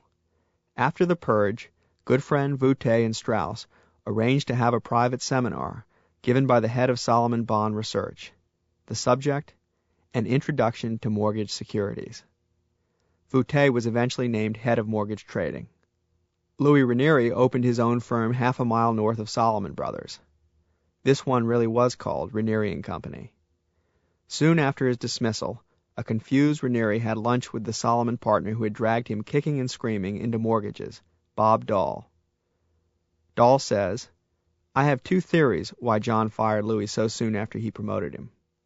One is that John realized all of a sudden he had made a huge error, that Louis was too parochial and would put his department first, even if he was vice chairman of the firm. The second theory is that the office of the chairman got sick of listening to Louis. Louis dominates a meeting. He's not the kind of guy who likes to hear himself talk, but he has all these passionate beliefs. It's too bad that Strauss, Voutey, and Goodfriend couldn't take it, because they could have benefited from listening to Louis." Ranieri has never relinquished his loyal notion of the firm, formed when the faceless, nameless partner paid his wife's hospital bills for no reason, when the firm was run by men who said, "It is more important to be a good man than a good manager," and meant it. Ranieri prefers to think of Solomon Brothers as temporarily in the hands of strangers to its culture. "The only way you can understand what happened," says Ranieri, "is that John Goodfriend was not in control. Strauss was in control. Strauss wanted absolute power. They managed to destroy a colossus in a year. John would have never done that to himself if he were making the decisions. I can't imagine what Strauss and Voutey said to John to get him to do what he did. They never understood that the greatness of the firm was its culture. They shattered the culture." And with that, a 19-year journey from a Wall Street mailroom to a Wall Street boardroom ended. A geek is a carnival performer who bites the heads off live chickens and snakes. Upon my arrival in London, a trader told me that a geek was both A, any person who sucks farts from swans, and B, a person immediately out of the training program and in a disgusting larval state between trainee and man. I, he said, was a geek. By December 1985, having served my time as both a waiter and a punching bag for traders in New York, I was happy to stop being a trainee, even if it meant becoming a geek. If you wished to detach yourself from the soul of Solomon Brothers, London was the only place to go. Everywhere else, the standards were set by the 41st floor, in the American branches and also in Tokyo. But the older Europeans who staffed the London office of Solomon were freedom fighters. The Europeans set the pace. The Europeans had a reputation, probably exaggerated, of sleeping late, taking long liquid lunches, and stumbling through their afternoons. The source of this reputation was, as ever, the 41st floor in New York. One New York trader referred to them as Monty Python's flying investment bankers. The colorful and loud clash between their culture and the culture of the imported American management was a dust cloud behind which a geek could hide and retain a measure of personal freedom. I was a geek salesman, one of 12 from my training class airmailed business class to London. The 12 sales units in the London office were merely extensions of the New York parent operations. One unit sold corporate bonds, a second mortgage bonds, a third government bonds, a fourth American equities, and so on. What I would sell had been decided for me while I was in the training program. I was committed to the bond options and futures sales department. This was a lucky break, because no one else wanted me except the equity department. On my first day in London, I introduced myself to the London manager, Stu Williker. Before I arrived, his unit consisted of 3 other salesmen. Williker was another lucky break. He hadn't caught the Solomon disease. He'd been in London 4 years, but refused to forget that Bald Knob, Arkansas was his birthplace. That was refreshing. More to the point, he had taken one look at the mass of unwritten and written rules that govern the behavior of most Solomon employees, and had chosen to have nothing to do with them. He valued his liberty. He paid almost no attention to what he was told to do, and encouraged his charges to intransigence. His was the most profitable unit in the office, year in and year out, and I am sure it was because its members were left with room to think for themselves. Thinking as yet was a feat beyond my reach. I had no base, no grounding. My only hope was to watch the salesmen around me and gather what advice I could. 2 days after I'd found a seat on the London trading floor, with the phones going berserk with Frenchmen and Englishmen wanting to gamble in the great American bull market, I received my first piece of advice. The young man directly across from me, a member of my unit, whom I would spend the next 2 years gazing upon in wonderment, leaned over and whispered, "Want to know a layup? Short the stock of Solomon Brothers." A layup, it should be said, was jargon for a gamble that was sure to succeed. And to sell short is to sell a security that you don't own, hoping that it will decline in price and that you can buy it back later at a lower price. To short our own stock would be to bet on its taking a nosedive. I should have gasped and recoiled in horror. First, shorting the stock of your own company is illegal. And second, it didn't sound like such a great idea. The firm was having the second most profitable year in its and Wall Street's history. My friend, who goes here by his chosen pseudonym of Dash Riprock, didn't mean I should actually do the deed. He was simply making a point, stating a fact, in his inimitably succinct style. He had sized me up, he later explained, and had decided to take me under his wing. This meant he would occasionally cast in my direction the pearls of wisdom he had accumulated in 9 months on the job. He was an American, and only 23, 2 years younger than I. Still, in the way of the world, he was light years ahead of me. Dash Riprock was a proven moneymaker. Dash's point on this occasion was that Solomon Brothers was a poor investment in spite of all the vital signs of the company's being healthy.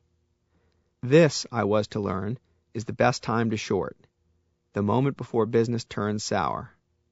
But how did he know that the time had come for Solomon? As a geek, you see, I was like a newly elected president. I wasn't expected to know anything, except that I didn't know and that it wasn't my fault. So I asked, why? To support his case, Dash raised his index finger, like a Roman orator, and said, "Consider the book and the bowl." The book and the bowl. Solomon was then celebrating its 75th anniversary. To commemorate the great day, all employees received 2 gifts, a large silver-plated bowl with the name of the company inscribed on its side, and a book. The bowl was good for putting Doritos in.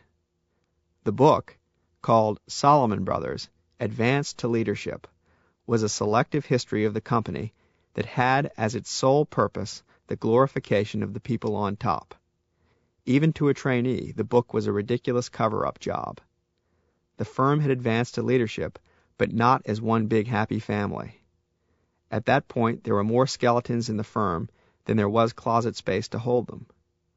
Of course, little of the firm's dark past and present appeared in the official sanitized history. But the disinformation was not what bothered Dash about the book and the bowl. Once you knew the truth about the firm, you realized it was far better to disinform than to inform. What bothered Dash was that Solomon Brothers had actually spent money to make these things. A book and a bowl? Who gave a shit? He said. He'd rather have the money. What's more, he added, the people who worked at Solomon Brothers in the old days would have never done such a thing. They, too, would rather have had the money. The book and the bowl violated what Dash considered to be the Solomon ethic.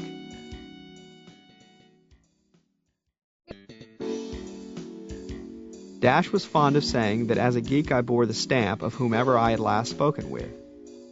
I was, he felt, uncommonly soft-brained upon my arrival.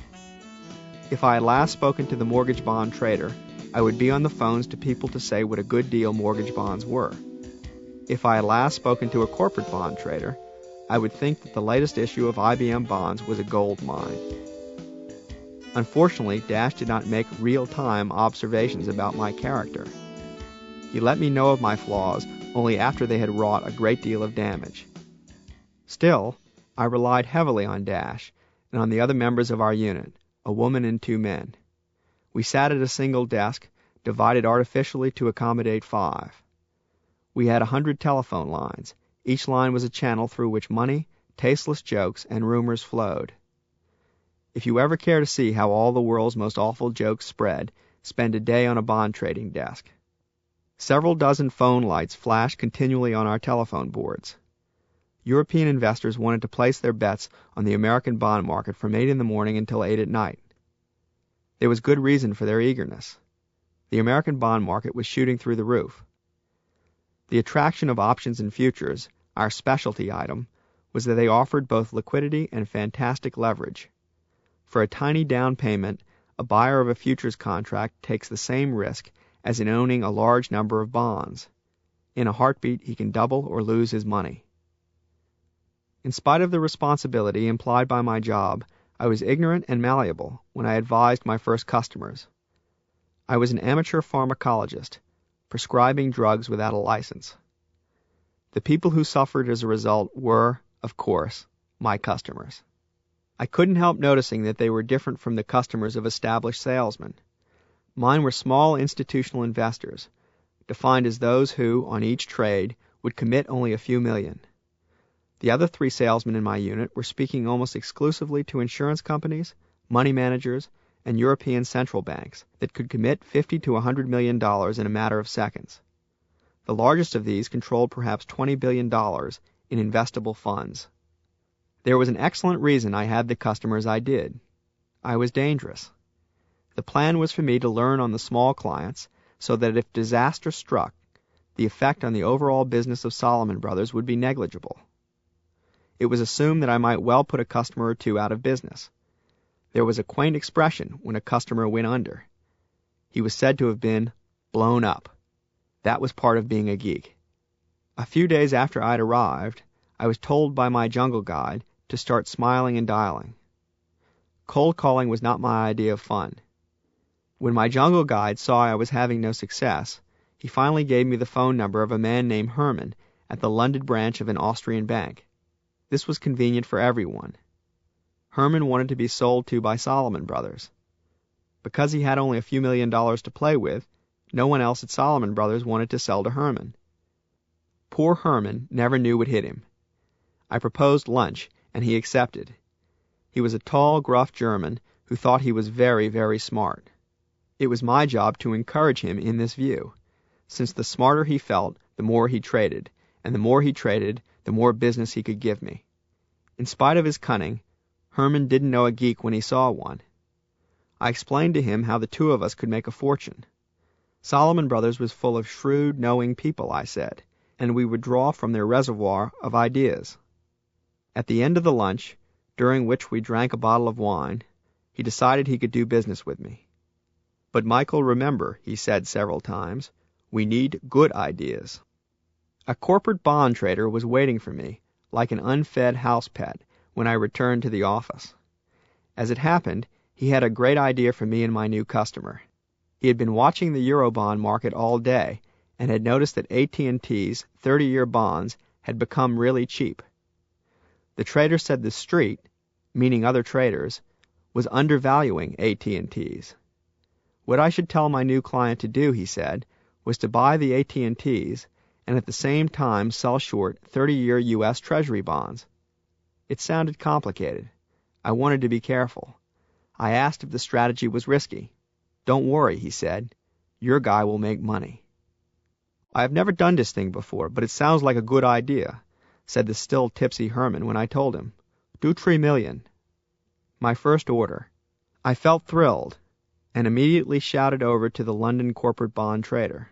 You can do $3 million of the AT&T's, trying, of course, to sound as if it really weren't that big a deal. Just another trade. There was in every office of Solomon a system-wide loudspeaker, called the Hoot and Holler. Apart from money, success at Solomon meant having your name shouted over the Hoot and Holler. The AT&T trader's voice came loudly over the hoot. "Mike Lewis has just sold 3 million of our AT&Ts for us. Thank you very much, Mike." I was flushed with pride, you understand, but something didn't quite fit. What did he mean, our AT&Ts? I hadn't realized the AT&T bonds had been on Solomon's trading books. Dash was staring at me, disbelieving. I could see he was smiling. No, laughing. "The trader's been sitting on that position for months. It's underwater. He's been dying to get rid of it. Don't tell him I told you this, but you're going to get fucked." "The trader made me a promise," I protested. "That's all right," Dash said. "You're just a geek. Geeks were born to be fucked." He meant this in a nice way, to absolve me, as it were. "What is the price of the AT&T bonds?" a familiar voice was shouting at me the next morning. No longer was he cool and self-assured. Herman was beginning to sense that he was going to get fucked. "They aren't doing real well," said the trader, when I asked him the price, "but they'll come around." "What's the price?" I asked again. The trader pretended to shuffle through some complicated-looking sheets. This, I learned, was standard practice when a customer was about to be sacrificed for the greater good of Solomon. The trader tried to transfer the blame to some impersonal scientific force. "It's the numbers, don't you see? I can't do anything for you." It was painfully apparent the AT&T trader was stalling. Something was very wrong. "I could bid you 95 for them," he finally said. "You can't do that," I said. "You sold the things to me at 97 yesterday, and the market hasn't moved. The treasuries are the same price. I can't go tell my customer he's out of pocket $60,000. "You lied to me," I started to shout. "Look," he said, losing his patience. "Who do you work for? This guy or Solomon Brothers?" I had made the mistake of trusting a Solomon Brothers trader. He had drawn on the pooled ignorance of me and my first customer to unload one of his mistakes. He had saved himself and our firm $60,000. But bellyaching to the trader wasn't going to get me anywhere. He'd just dock my bonus at the end of the year. Bellyaching would also make me look like a fool, as if I had actually thought the customer was going to make money on the AT&Ts. How could anyone be so stupid as to trust a trader? The best thing I could do was pretend to others at Solomon that I had meant to screw the customer. People would respect that. That was called jamming. I had just jammed bonds, albeit unknowingly, for the first time. I had lost my innocence. But what did I tell Herman the German? "Ah!" he shouted, as if he had been stabbed with a knife. He had lost all ability to articulate his feelings. What I didn't know, but soon learned, was that he had never imagined in his whole life losing $60,000. His bank would have fired him if it knew he was down that much money. At the moment of impact, all he could do was make noises. The agony. The horror. And you want to know how I felt? I should have felt guilty, of course, but guilt was not the first identifiable sensation to emerge from my exploding brain. Relief was. He was shouting and moaning, and that was it. That was all he could do. That was the beauty of being a middleman, which I did not appreciate until that moment. The customer suffered. I didn't. I wasn't going to lose my job. On the contrary, I was a minor hero at Solomon for dumping a $60,000 loss into someone else's pocket. Till death did they part, my customer and his bonds. AT&T's bonds got cheaper and cheaper. Finally, about a month after the ordeal had begun, my customer's boss inquired into his activities. A loss of about $140,000 dutifully raised its hoary head, and my German was fired. Kaboom. But he got another job, and as far as I know, his children are well provided for. It was not an auspicious start to my career. Within a month I'd blown up my first and only customer. There were, thankfully, plenty more where he came from.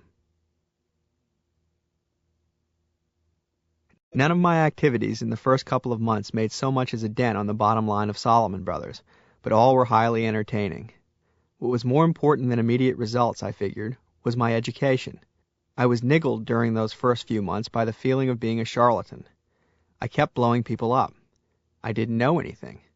Yet I was telling people what to do with millions of dollars when the largest financial complication I had ever encountered was a $325 overdraft in my account at the Chase Manhattan Bank.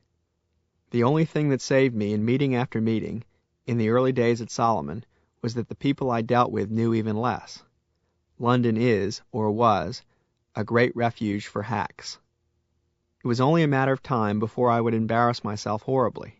I scrambled to learn more, and managed to keep a half step ahead of humiliation. I was impressionable, but in educating myself, that proved to be a great strength. I had the ability to imitate. It enabled me to get inside the brain of another person. To learn how to make smart noises about money, I studied the two best Solomon salesmen I knew, Dash Riprock himself and a man on the 41st floor of Solomon, New York, whom I shall call, at his request, Alexander. My training amounted to absorbing and synthesizing their attitudes and skills. Luckily for me, they turned out to be two of the best bond men in the business. Dash and Alexander were as opposite as individuals as their respective choice of pseudonyms suggests, and their respective skills differed also. Dash did what most salesmen did, only better. He kept his nose pressed up against the green screens on which the market in U.S. government bonds was trading, and looked for small discrepancies in price. There are several hundred different U.S. government bonds, ranging in maturity from a few months to 30 years. Dash knew what their prices should be, which large investors owned which bonds, and who was the weak hand in the market. If a price was off by 1/8 of 1%, he'd pile half a dozen institutional investors into a trade to make that 1/8 of 1%. Tens of billions of dollars worth of U.S. government bonds passed through his phone in a year, en route from the U.S. government to Japan. Alexander was unique, the closest thing I met to a master of the markets, which, I'm now convinced, no man really is. He was 27, 2 years older than I, and had been with Solomon Brothers for 2 years when I arrived. He had grown up trading a portfolio of securities. He recalls making a killing in the stock market while in the 7th grade.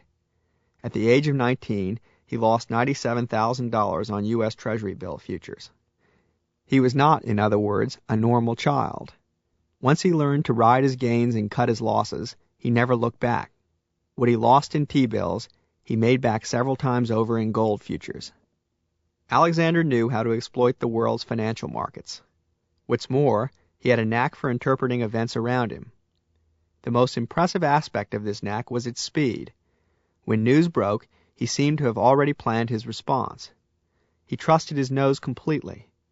The luckiest thing that happened to me during the period I spent at Solomon Brothers was having Alexander take me into his confidence. When we met in London, he was returning to New York to be a bond salesman on the 41st floor. I was to replace him in London. There was no reason for him to watch over me. It was a genuinely selfless act, which I recount only because at the time it seemed so incredible. It was as if he had bought shares in my future and was determined to make the trade come right. We spoke on the phone at least 3 times each day, and as often as 20. Many of the trades that Alexander suggested followed one of 2 patterns. First, when all investors were doing the same thing, he would actively seek to do the opposite. The word stockbrokers use for someone who uses this approach is contrarian. Everyone wants to be one, but no one is, for the sad reason that most investors are scared of looking foolish. But Alexander wasn't constrained by appearances, and he sought to exploit people who were. The second pattern to Alexander's thought was that in the event of a major dislocation, such as a stock market crash, a natural disaster, the breakdown of OPEC's production agreements, he would look away from the initial focus of investor interest and seek tertiary effects. Remember Chernobyl? When news broke that the Soviet nuclear reactor had exploded, Alexander called me. Only minutes before, confirmation of the disaster had blipped across our Quotron machines. Yet Alexander had already bought the equivalent of 2 supertankers of crude oil. The focus of investor attention was on the New York Stock Exchange, he said. In particular, it was on any company involved in nuclear power. The stocks of these companies were plummeting. Never mind that, he said. He had just purchased, on behalf of his clients, oil futures. Instantly in his mind, less supply of nuclear power equaled more demand for oil, and he was right. His investors made a large killing. Mine made a small killing. Minutes after I had persuaded a few clients to buy some oil, Alexander called back. "Buy potatoes," he said. "Gotta hop." Then he hung up. Of course, a cloud of fallout would threaten European food and water supplies, including the potato crop, placing a premium on uncontaminated American substitutes. Each day Alexander called and explained something new. After several months of struggling, I began to catch on. When Alexander hung up, I would call 3 or 4 investors and simply parrot what he had just said. They would think me, if not a genius, then at least astute. On the basis of what I told them, they put money on the line. They made handsome profits, just like the investors to whom Alexander spoke. Soon they were calling me. Before long, they wouldn't speak to anyone else but me. They would do whatever I, meaning Alexander, told them to do. This would soon prove very valuable. While Alexander taught me an attitude towards markets, Dash showed me style. By style, I mean phone technique. Much of our working time was spent on the telephone. Dash had a lot of phone technique. He placed his social calls to clients in a normal, upright, seated position. He placed his sales calls hunkered over, head under his desk. He used the space beneath his desk as a kind of soundproof booth. His taste for privacy had been acquired as a geek, when he didn't want the seasoned salespeople to overhear the stupid things he was telling his customers. Now it was habit. I could tell when Dash was about to sell a few $100 million of government bonds because his torso would jackknife in his chair so that his chest was almost in his lap and his head went into the sound booth. Whenever he emerged from the tuck position without having sold bonds, I knew he had been talking to his mother. It wasn't cool to talk to your mother on the trading floor. I was only as conscious of miming Dash's movements on the phone and the trading floor as a child who acquires the mannerisms of a parent. I had no other point of reference. I, too, soon found myself jackknifed in my chair and generally looking much like Dash.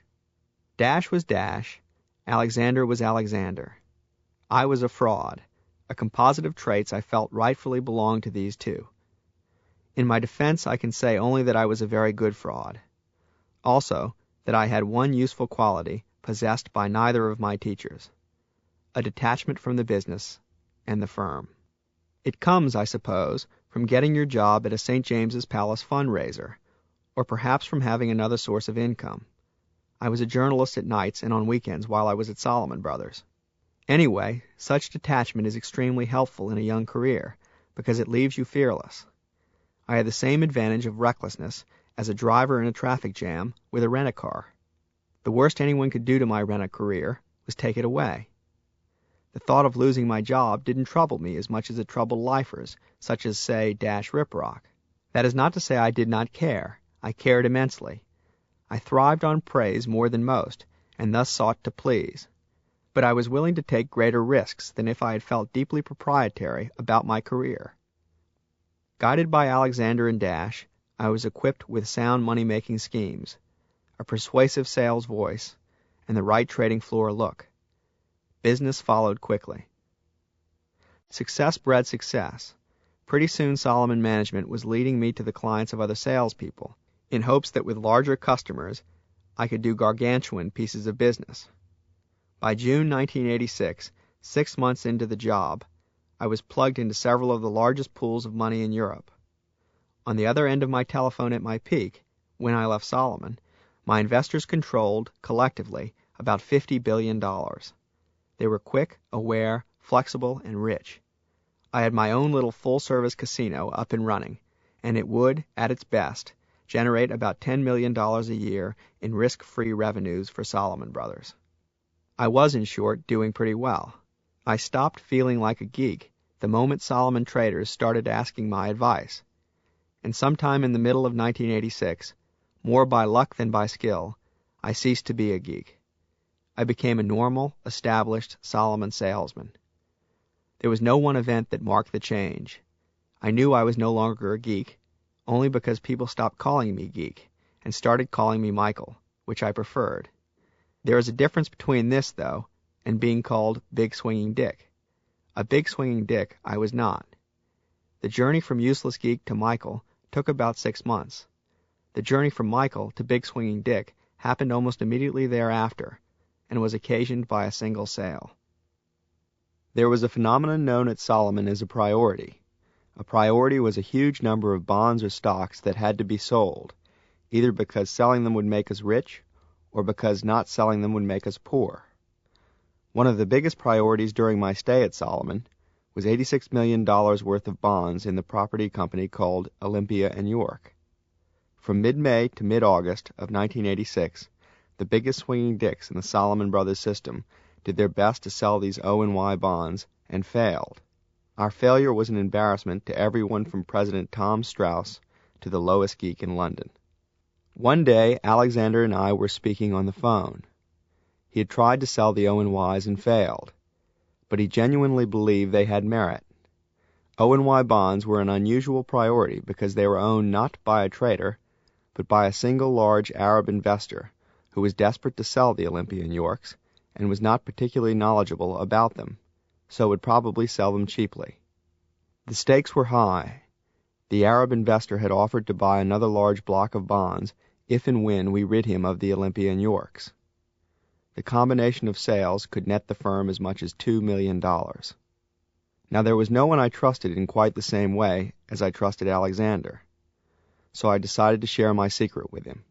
My secret was that I knew a man who'd buy the Olympia & Yorks. I had known how to sell the Olympia & York bonds for a month, but, remembering my experience with AT&T's, kept the information to myself. The investor I had in mind, a Frenchman, wouldn't want to hold them for long, only long enough for other investors to forget they'd ever turned them down. Then he'd sell them. Alexander helped me to persuade myself that if I went about selling the bonds in the right way, if I extracted promises from senior management that my customer would not get scalped, then everyone could win. If management would promise to make the Olympia & Yorks a sales priority again several months hence, and remove them from my customer's portfolio at a profit, and stick someone else's customer with them, then maybe we brave few would win. I spoke with the trader responsible for Olympia & York bonds. He said, of course, that he'd promised to keep my customer happy. "Can you really sell them, though?" he said. "Really? Really?" In his shifty eyes there was a mixture of disbelief that the bonds could be sold, and greed at the thought of the profit he would make if they were. I didn't trust him. I changed my mind. But it was already too late. Traders hung around my desk instinctually, like dogs trying to get at a bitch in heat. Over the next 24 hours, I got calls from half a dozen salespeople. They all said the same thing as the traders. "Come on, please. Do it, and you'll be a hero." None of these people, however, was in a position to make me the assurance I felt I needed. Then the phone rang at my desk. I picked it up. The voice on the other end of the line was vaguely familiar. It said, "Hey, slugger, how the fuck are you? Do you think you got a fucking chance with these fucking bonds?" It was the Grand Master of fuck speak, the human piranha. It was the first time we had spoken, and it turned out that responsibility for getting rid of the Olympia & York bonds fell ultimately to him. He promised that he would make sure my customer didn't get hurt, and as meaningless as that would sound coming from others, from him it mattered. He was, as much as was possible in a world where the buck was almighty, a man of his word. I called Alexander and told him that I was about to sell the bonds. He quickly placed bets with managing directors on the 41st floor that I would sell the bonds. He got odds of 10 to 1. This was insider trading at its most respectable. I then called my Frenchman and told him how a panicked Arab, dubbed the camel jockey by the human piranha, wanted to dump $86 million worth of bonds cheaply, how the bonds were out of fashion and undervalued compared with other similar bonds in the marketplace, and how if he bought them and held them for a few months, a buyer in America might emerge. I considered him my best customer, and he trusted me, I think, even though we had known each other for only 4 months. And here I was, selling him something I probably wouldn't touch with a large pole, if there hadn't been such glory in it for me. I knew it was awful, but I feel much worse about it now than I did at the time. After thinking it over for maybe a minute, he bought the Olympia & Yorks. For 2 days, messages of congratulations arrived from distant points in the Salomon Brothers system. Most of the bigwigs in the firm called to say how happy they were and how bright my future was at Salomon Brothers. Strauss, Ranieri, Merriweather, and Voute each called separately, right on top of each other. I was being blessed by the gods. As a rule, the greater the praise lavished upon a salesman within Salomon, the greater the eventual suffering of the customer. My customer eventually escaped with a small profit, but he never forgave me for the hell I put him through. Finally, the most important call of all came. It was from the human piranha. "I heard you sold a few bonds," he said. I tried to sound calm about the whole thing. He didn't. He shouted into the phone, "That is fucking awesome. I fucking mean fucking awesome. You are one big swinging dick." It brought tears to my eyes to hear it, to be called a big swinging dick by the man who, in my mind, had the greatest right to confer it upon me. I'm yelling at the top of my lungs at the bellhop in my room at the Bristol Hotel in Paris. "What do you mean there is no bathrobe in my suite?" He's backing towards the door, shrugging his shoulders, as if he can't do anything about it, the little shit. "God damn it," I shouted. "Get me the manager." Then I wake up. Investment banking nightmares have haunted me ever since I sold the Olympia and York bonds. Spoiled rotten by a combination of too much luxury and the awesome stature of big swinging dictum. Imagine, no bathrobe. Anyway, it's over, and it's 6 a.m., time for work. This day in August 1986 will turn out to be special. I'm about to have my first encounter with the sort of backstabbing and intrigue for which investment bankers are justifiably renowned. At 10 a.m. that day in London, Alexander telephoned. He wanted to know why the dollar was plunging. I told Alexander that several Arabs had sold massive holdings of gold, for which they received dollars. They were selling those dollars for Deutschmarks, and thereby driving the dollar lower. I spent much of my working life inventing logical lies like this. Most of the time when markets move, no one has any idea why. A man who can tell a good story can make a good living as a broker. It was the job of people like me to make up reasons, to spin a plausible yarn. And it's amazing what people will believe. Heavy selling out of the Middle East was an old standby. Alexander, of course, had a keen sense of the value of my commentary. He just laughed. There was a more pressing matter to discuss. One of my customers was certain that the German bond market was due for a rise. He wanted to make a big bet on it. Up to that point, my customer had simply bought hundreds of millions of Deutschmarks worth of German government bonds. I wondered if there wasn't a more daring play to be made in the market. This is a typical thought for a person who has become overly accustomed to betting other people's money. Alexander and I sorted out my jumbled thoughts, and in the process, we stumbled across a great idea, an entirely new security. My client loved risk. Risk, I had learned, was a commodity in itself. Risk could be canned and sold like tomatoes. Different investors place different prices on risk. If you are able, as it were, to buy risk from one investor cheaply and sell it to another investor dearly, you can make money without taking any risk yourself. And this is what we did. My client wanted to take a big risk by wagering a large sum of money on German bonds rising. He was therefore a buyer of risk. Alexander and I created a security, called a warrant or a call option, which was a means of transferring risk from one party to another. In buying our warrant, risk-averse investors from around the world, meaning most investors, would be, in effect, selling us risk. Many of these investors would not know they wanted to sell risk on the German bond market until we suggested it to them with our new warrant, just as most people didn't know they wanted to plug their ears all day and listen to Pink Floyd until Sony produced the Walkman. The difference between what we paid cautious investors for the risk and what we sold it to my customer for would be our profits. We estimated this would come to about $700,000. The idea was a dream.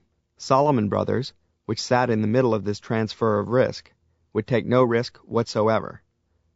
But even more important, as far as Solomon was concerned, was the novelty of our deal. A warrant on German interest rates was new.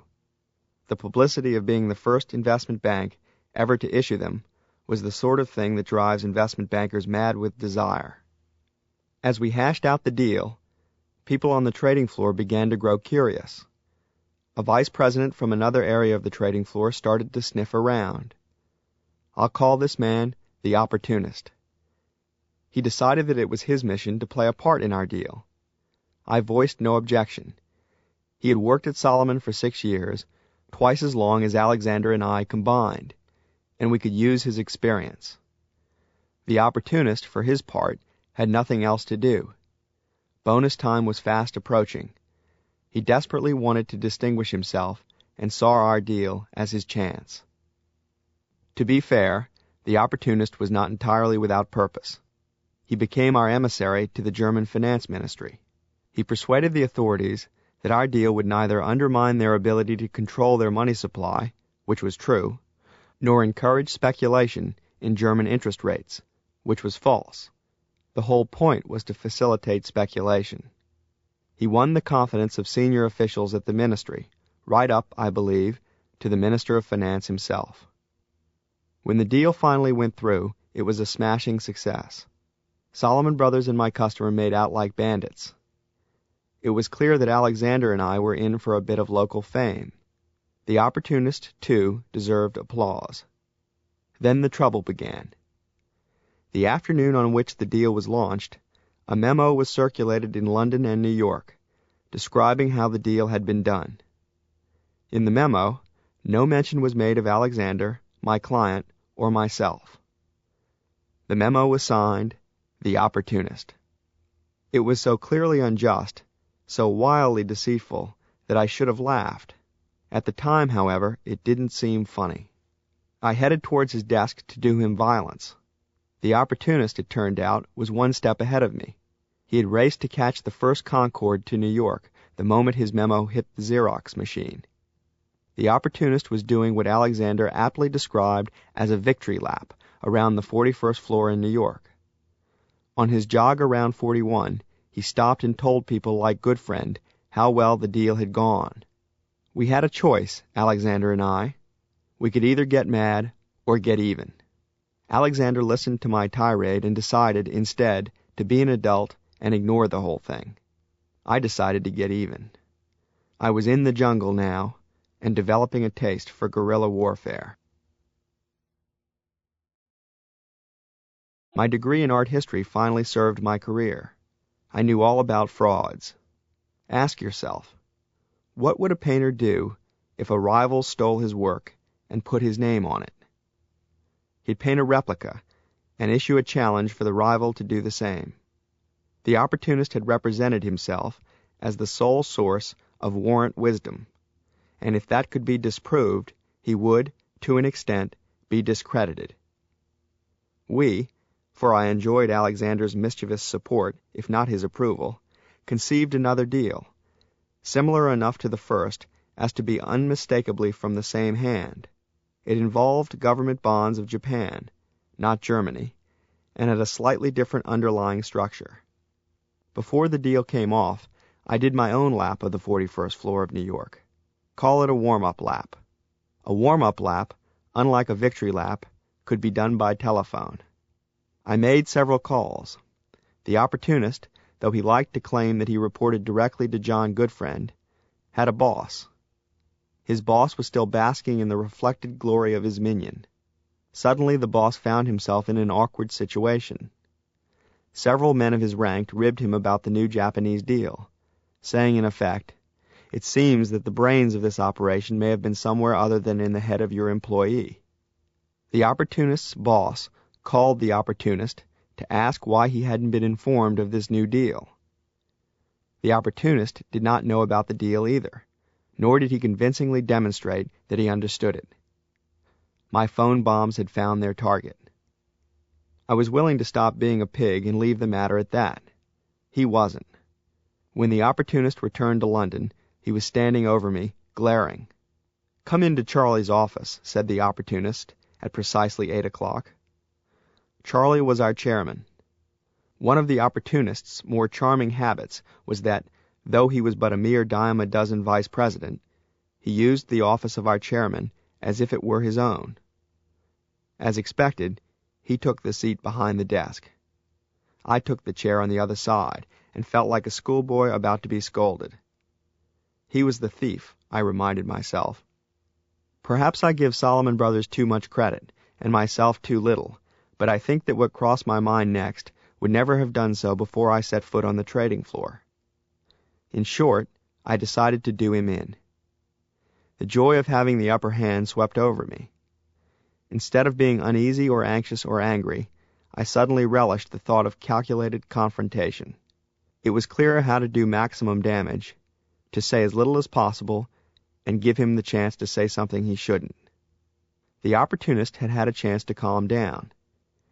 He had one foot up on the desk and was looking down at an object jiggling in his hand.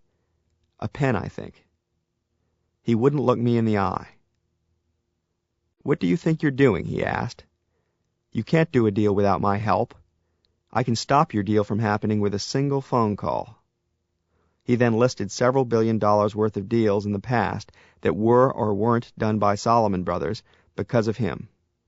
"Why on earth would you interfere with my deal if it is going to be a profitable piece of business?" I asked. I knew precisely why he would interfere with a profitable piece of business. If he wasn't going to get the credit, he didn't want to see it happen. He knew I was aware. That made him angry. And getting angry was his big mistake. "I can get you fired," he said, "with a single phone call." There was drama in his phone calls. "All I've got to do is call Goodfriend, and you are out of here." That was it. I had just drawn a fourth ace. The opportunist was bluffing, and it was written all over his face. He couldn't get me fired, not even close. What is more, a lot of people would be angry when they learned of his threat. He had stepped, albeit in a way I didn't expect, into trouble. There was no point in continuing. I feigned concern. I told him that I was sorry, that I would never do it again, and that whenever I had a good idea in the future, I would be sure to run straight away and give it to him. Somehow he believed me. What the opportunist had neglected to consider in his scheme was the omniscient, omnipotent, omnivorous presence. No, not God. A person on the trading floor, known as a syndicate manager. Syndicate managers are charged with the job of coordinating all deals. The London syndicate manager of Solomon, one of the few powerful women within the firm, had coordinated our German warrant. Syndicate managers are the investment banking equivalents of chiefs of staff in the White House. They see all, they hear all, they know all. You don't cross a syndicate manager. If you do, you get hurt. The next day, I told the London syndicate manager of my conversation the previous night. She knew the truth of the German warrant deal because she had played a role in its success. She was even angrier than I had hoped. She was also extremely plugged in at Solomon Brothers, in a way that the opportunist was not. I mercilessly left his fate in her hands. It was like leaving a goldfish in the care of an alley cat. Only then, after it was too late to reverse the process, did I feel remorse. But not much. I didn't learn until much later the end of the story. The syndicate manager I spoke with was directly responsible for deciding what the opportunist was paid. The opportunist was expecting a lot of money, and a promotion from vice president to director. The promotion was critical to his future. This woman made 5 or 6 phone calls and squashed his plans. I had to wait until bonus time, the end of December, to see the effect. Promotions were announced a week before the money was passed out. The opportunist remained a vice president. Once his bonus had landed in his bank account, he quit the firm. At this point in the story, in the fall of 1986, my fortunes and the fortunes of my firm diverge. The money poured in through my telephone, but it didn't seem to register on the bottom line of Solomon Brothers. The bull market in bonds finally lost its head of steam. In November, the market plunged briefly, and financial Darwinism prevailed. Many weak Solomon traders, along with a few customers, blew themselves up. At the end of the year, bonuses would be paid. For the first time in many, many years at Solomon Brothers, Christmas looked to be a time of sadness. Thoughts around Solomon Brothers turned away from the greater glory of the firm and focused on self-preservation. Who was fucking up, was the question most often asked. The salesmen blamed the traders, and the traders blamed the salesmen. Why couldn't we sell their bonds to stupid European investors, the traders wanted to know. Why couldn't they find bonds that weren't so embarrassingly awful, the salesmen wanted to know. The plain fact was that a combination of market forces and gross mismanagement had thrown Solomon Brothers into deep trouble. At times it was as if we had no management at all. No one put a stop to the infighting. No one gave us a sense of direction. No one put a halt to our rapid growth. No one wanted to make the hard decisions that businessmen, like generals, simply have to make. Quick, just give me my money while there's still some left. That was the general sentiment in the air at the end of 1986. The money was handed out on December 21st. Until that time, people thought and spoke of nothing but bonuses. Bonus day, when it arrived, was an enthralling reprieve from my daily routine of chatting with investors and placing bets in the markets. Watching the faces of other people as they emerged from their compensation meetings was worth 1,000 lectures on the meaning of money in our small society. People responded in one of three ways when they heard how much richer they were: with relief, with joy, and with anger. Most felt some blend of the three. A few felt all three distinctly. Relief when told, joy when it occurred to them what to buy, and anger when they heard that others of their level had been paid more. But the look on their faces was always the same, no matter what the sizes of their bonuses. They looked sick to their stomachs. It was as if they had eaten too much chocolate pie. Being paid was sheer misery for many. On January 1st, 1987, 1986 would be erased from memory, except for a single number: the amount of money you were paid. That number was the final summing up. My own compensation meeting was late in the day. I met with my jungle guide, Stu Williker, and the sales manager of the London office. My jungle guide simply listened and smiled. The sales manager shuffled some papers in front of him, then began. "I have seen a lot of people come through here and shoot the lights out in their first year," he said, "but I have never seen anyone have the kind of year that you have had." He began to list names again. "Not Bill, not Rich, not Joe," he said. "Not even," and he named the human piranha. "Not even the human piranha?" "What can I say," he said, "but congratulations." He spoke for about 5 minutes and achieved the desired effect. When he finished, I was prepared to pay him for the privilege of working at Solomon Brothers. And I thought I knew how to sell. Most of the cynicism and bitterness I was developing for the organization melted. I felt deeply reverent about the firm, my numerous bosses, John Goodfriend, the AT&T trader, and everybody who had ever had anything to do with Solomon Brothers, except perhaps the opportunist. I didn't care about money. I just wanted this man to approve of my performance. I began to understand why they gave you a talk before they give you the money. Like priests, paymasters in the Solomon Empire followed a time-honored pattern. The money always came as an afterthought, and in a knot you had to disentangle. "Last year you made $90,000, he said. 45 was salary, so 45 was bonus. Next year your salary will be $60,000. Now let me explain those numbers."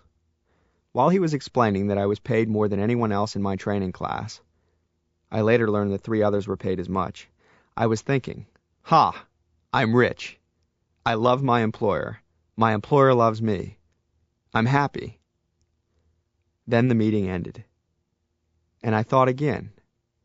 When I had a moment to reflect, I decided I wasn't so pleased. Weird, huh? This was Solomon Brothers, remember? These were the same people who had me blowing up customers with exploding AT&T bonds.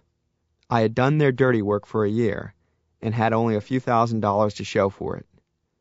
Money out of my pocket was money in the pocket of the man who had sung my praises. Words were cheap. I decided in the end I had been taken for a ride, a view I still think is strictly correct. I wasn't sure how many millions of dollars I had made for Salomon Brothers, but by any fair measure I deserved much more than $90,000. "You don't get rich in this business," said Alexander, when I complained privately to him. "You only attain new levels of relative poverty." You think Goodfriend feels rich? I'll bet not.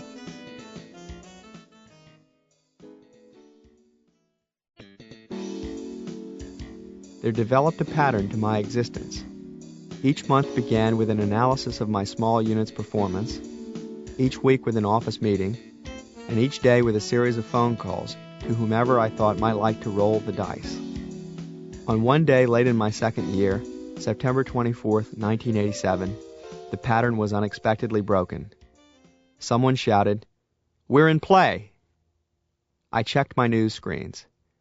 News was flashing across that Ronald O. Perlman, the 5'4" husband of a New York gossip columnist, the notorious hostile raider who had lately conquered the cosmetic firm Revlon, was making a bid to buy a large chunk of Salomon Brothers. His financial backer was Drexel Burnham, and his advisors were Joseph Perella and Bruce Wasserstein from First Boston. It was the first time Wall Street had turned and attacked its own. Why was a lipstick merchant coming after us? The most intriguing answer was that it wasn't his idea. Perlman's bid could easily be seen as a hate bomb lobbed at John Goodfriend by Drexel's junk bond king and Perlman's true backer, Michael Milken. Milken often lobbed hate bombs at people who treated him badly, and Goodfriend had treated him badly. In early 1985, Milken had visited our offices for a breakfast meeting with Goodfriend. It started with Milken growing angry because Goodfriend refused to speak to him as an equal. It ended in a shouting match, with Milken being escorted from the building by a security guard. Goodfriend subsequently cut Drexel out of all Salomon Brothers bond deals. Then Drexel found itself at the center of the largest SEC investigation ever. Rather than send flowers, a Salomon Brothers managing director mailed to Milken's clients copies of legal complaints for extortion and racketeering filed against Milken by 3 other clients. The relationship between Salomon Brothers and Drexel Burnham was, in September 1987, rightly regarded as the worst between any two firms on Wall Street. Milken spooked Goodfriend. For all of his worldly ambition, Goodfriend remained remarkably parochial and introverted. Milken, on the other hand, had built the biggest new business on Wall Street, the junk bond, and his goal was nothing less than to usurp Salomon's position in the bond markets. Whatever Goodfriend said, remarked one of my colleagues much nearer to Goodfriend than I, he always thought just one firm was capable of deballing Salomon Brothers, of taking over our franchise: Drexel. Our employees defected to Drexel at an alarming rate. At least a dozen former Salomon Brothers traders and salespeople staffed Milken's 85-man Beverly Hills junk bond trading floor, and many more worked for Drexel in New York. The defections to Drexel were, not surprisingly, self-perpetuating. Reports of the magical sums of money to be made working for Michael Milken trickled back into Salomon and made us drool. A former Salomonite told of his first bonus with Michael Milken. Milken handed him several $1 million more than he expected. He was staring at a bonus that was bigger than John Goodfriend's entire compensation package. He sat in his chair, stunned, like a character from the old television show The Millionaire. Milken watched him, then asked, "Are you happy?" The former Salomon employee nodded.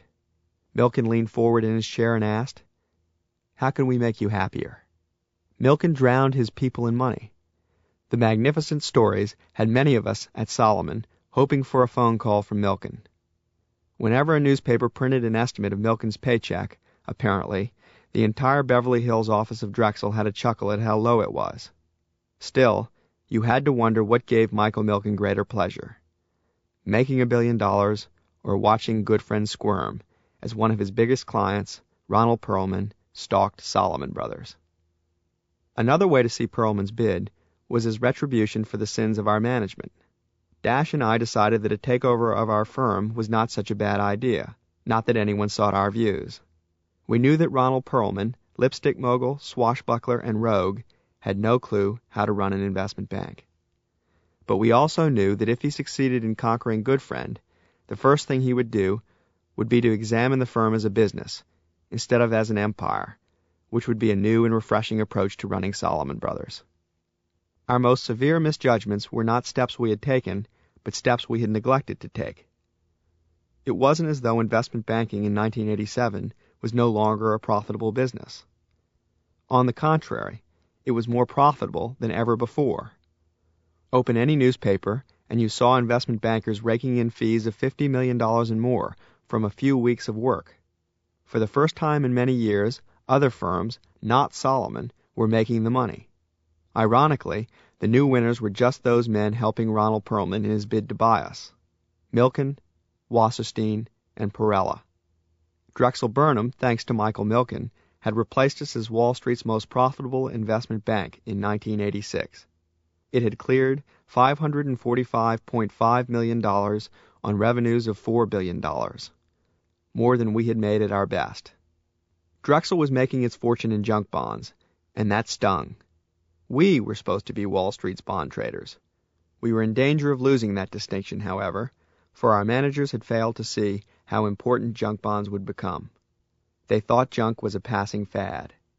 That was easily their single most expensive oversight, for it precipitated not only a revolution in corporate America and a giddy free-for-all on Wall Street, but the takeover attempt of Salomon Brothers.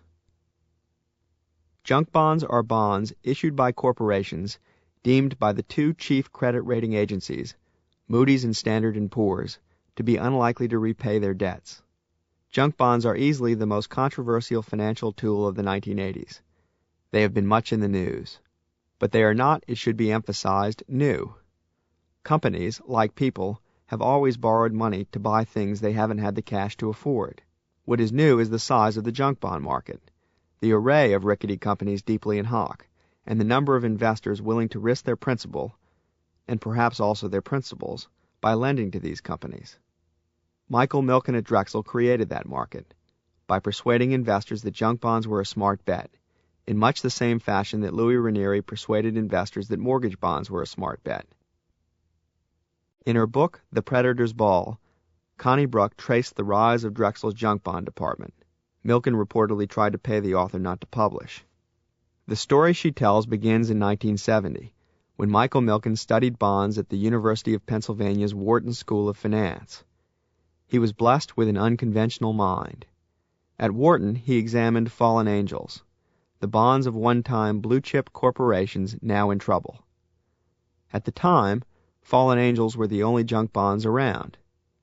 Milken noticed that they were cheap compared with the bonds of blue-chip corporations, even considering the additional risk they carried. The owner of a portfolio of fallen angels, by Milken's analysis, almost always outperformed the owner of a portfolio of blue-chip bonds. There was a reason. Investors shunned fallen angels out of a fear of seeming imprudent. It is a remarkably simple observation. Milken began his career that same year, 1970, in Drexel's back office. He pushed his way onto the trading floor and became a bond trader. The parallels between Milken and Ranieri are striking. Like Ranieri, Milken lacked both tact and couth, but not confidence. He was perfectly happy to stand apart from his colleagues. Milken sat in a corner of the trading floor while he created his market, ostracized until he made too much money to be anything but the boss. Also like Ranieri, he built a team of devoted employees. Milken is Jewish, and Drexel, when he joined them, was an old-line WASP investment bank with, he felt, an anti-Semitic streak. Milken considered himself an outsider. That was a point in his favor. In 1979, a good guess at who would revolutionize finance in the coming decade would have been made as follows.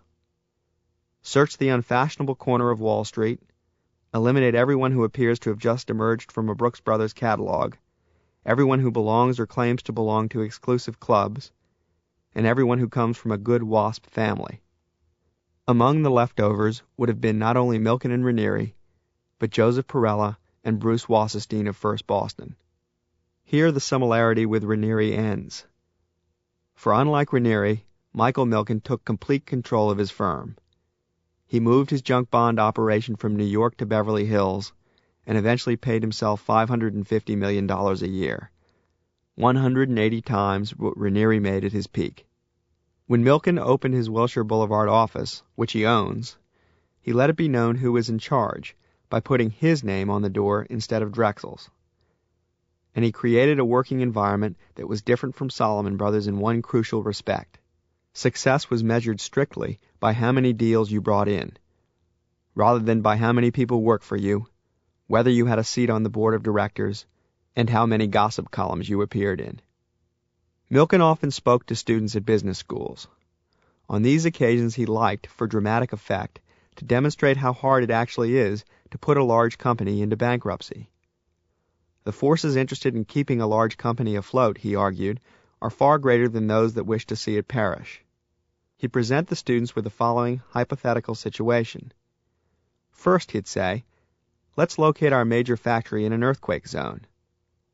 Then let's infuriate our unions by paying the executives large sums of money while cutting wages. Third, let's select a company on the brink of bankruptcy to supply us with an essential, irreplaceable component in our production line. And fourth, just in case our government is tempted to bail us out when we get into trouble, let's bribe a few indiscreet foreign officials. That, Milken would conclude, is precisely what Lockheed had done in the late 1970s. Milken had purchased Lockheed bonds when the company looked to be heading for liquidation, and had made a small fortune when it was saved in spite of itself. What Milken was saying was that the entire American credit rating system was flawed. It focused on the past when it should have focused on the future, and it was burdened by a phony sense of prudence. Milken plugged the hole in the system. He ignored large Fortune 100 companies in favor of ones with no credit standing. To compensate the lender for the higher risk, the junk bonds of these companies bear a higher rate of interest, sometimes 4 or 5 or 6% higher than the bonds of blue-chip companies. They also tend to pay the lender a big fat fee if the borrower makes enough money to repay his loans prematurely. So when the company makes money, its junk soars, in anticipation of the windfall. And when the company loses money, its junk sinks, in anticipation of default. In short, junk bonds behave much more like equity, or shares, than old-fashioned corporate bonds. Therein lies one of the surprisingly well-kept secrets of Milken's market. Drexel's research department, because of its close relationship with companies, was privy to raw, inside corporate data that somehow never found its way to Salomon Brothers. When Milken traded junk bonds, he had inside information. Now it is quite illegal to trade in stocks on inside information, as former Drexel client Ivan Boesky has ably demonstrated. But there is no such law regarding bonds. Who, when the law was written, ever imagined that one day there would be so many bonds that behaved like stock? Not surprisingly, the line between debt and equity, so sharply drawn in the mind of a Salomon bond trader, becomes blurred in the mind of a Drexel bond trader. Debt ownership in a shaky enterprise means control, for when a company fails to meet its interest payments, a bondholder can foreclose and liquidate the company. Michael Milken, Riprock said, has turned the business inside out. He screws the corporate borrower on behalf of investors. Borrowers were squeezed because they had nowhere else to go but to Milken for money. What Milken offered was access to lenders. The lenders, along with Milken, made money. The gist of Milken's pitch to them was this: build a huge portfolio of junk bonds, and it does not matter if a few turn out to be lemons. The higher payoff on the winners should more than offset the losses on the losers. Drexel was prepared to gamble on companies, said Milken to institutional investors. Join us. Invest in the future of America, the small growth companies that make us great. It was a populist message. The early junk bond investors, like mortgage investors, could make money and feel good about themselves. Meanwhile, the new market was exploding. Between 1980 and 1987, according to IDD Information Services, $53 billion worth of junk bonds came to market. That is only a fraction of the market, however, because it neglects the billions of dollars worth of new, man-made fallen angels. Milken devised a way to transform the bonds of the most stable companies to junk. leveraged corporate takeovers. Having attracted tens of billions of dollars to his new speculative market, Milken, by 1985, was faced with more money than places to put it. It must have been awkward for him. He simply could not find enough worthy small-growth companies and old fallen angels to absorb the cash. He needed to create junk bonds to satisfy the demand for them. His original premise, that junk bonds are cheap because lenders are too chicken to buy them, was shot to hell. Demand now exceeded natural supply. Milken and his Drexel colleagues fell upon the solution. They'd use junk bonds to finance raids on undervalued corporations by simply pledging the assets of the corporations as collateral to the junk bond buyers. A takeover of a large corporation could generate billions of dollars worth of junk bonds, for not only would new junk be issued, but the increased leverage transformed the outstanding bonds of a former blue-chip corporation to junk. To raid corporations, however, Milken needed a few hitmen. The new and exciting job of invading corporate boardrooms appealed mainly to men of modest experience in business and a great deal of interest in becoming rich. Milken funded the dreams of every corporate raider of note. Ronald Perlman, Boone Pickens, Carl Icahn, Irwin Jacobs, Sir James Goldsmith, Nelson Peltz, Samuel Heyman, Saul Steinberg, and Asher Edelman. Most sold junk bonds through Drexel to raise money to storm such hitherto unassailable fortresses as Revlon, Phillips Petroleum, Unocal, TWA, Disney, AFC, Crown Zellerback, National Can, and Union Carbide. To the men in Wall Street's small mergers and acquisitions departments, Michael Milken was a godsend, a vindication of their choice of careers. Perella, Wasserstein, and countless others apart from Drexel relished the turn of events. Each takeover required a minimum of 2 advisors, one for the raider and another for his prey. So Drexel couldn't keep all the business it created for itself. Most deals involved 4 or more investment bankers, as several buyers competed for the prize. There was, in other words, plenty of work to go around. Mergers and acquisitions departments mushroomed across Wall Street in the mid-1980s, just as bond trading departments had mushroomed a few years before. There was a deep financial connection between the two. Both drew heavily on the willingness of investors to speculate in bonds. Both also drew on the willingness of people to borrow more than they could easily repay. Both, in short, depended on a whole new attitude toward debt. Every company has got people sitting around who do nothing for what they get paid, says Joe Perella. If they take on a lot of debt, it forces them to cut fat. The takeover specialists did for debt what Ivan Boesky did for greed. Debt is good, they said. Debt works. And the process by which a takeover occurs is frighteningly simple, in view of its effects on community, workers, shareholders, and management. A paper manufacturer in Oregon appears cheap to the 26-year-old playing with his computer late one night in New York or London. He writes his calculations on a telex, which he sends to any party remotely interested in paper, in Oregon, or in buying cheap companies.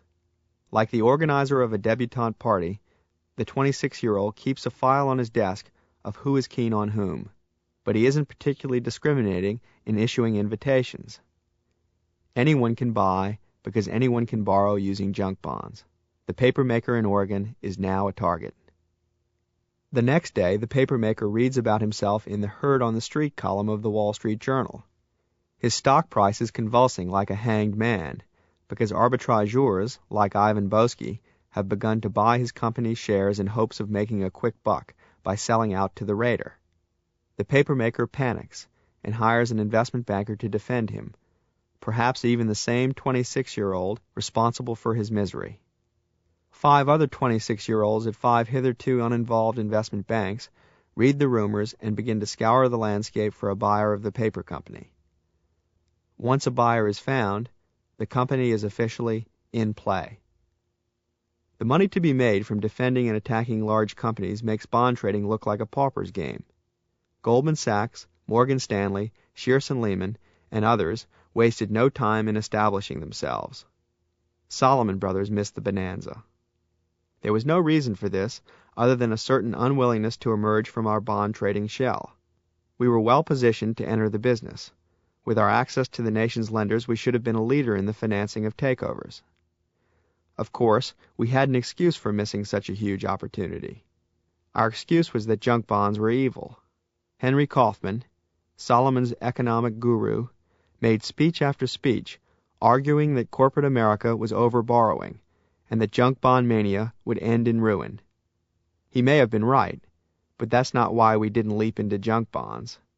We didn't underwrite junk bonds because our senior management didn't understand them, and in the midst of the Civil War on the 41st floor, no one had the time or the energy to learn. In any case, whether Salomon Brothers participated or Salomon Brothers abstained, every company was by now a potential target for Milken's raiders, including Salomon Brothers. That was the final irony of Ronald Perlman's bid. We were being raided by a man financing himself with junk bonds because we had neglected to enter the business of raiding companies and financing the raids with junk bonds. Soon after the news broke of Perlman's ambitions, Goodfriend made a speech to the firm saying he didn't approve of hostile raiders and that he intended to shun Perlman. But apart from that, which we could have guessed on our own, we were left, as usual, uninformed. We relied on the staff writers of the Wall Street Journal to learn the blow-by-blow of the event. The story was this.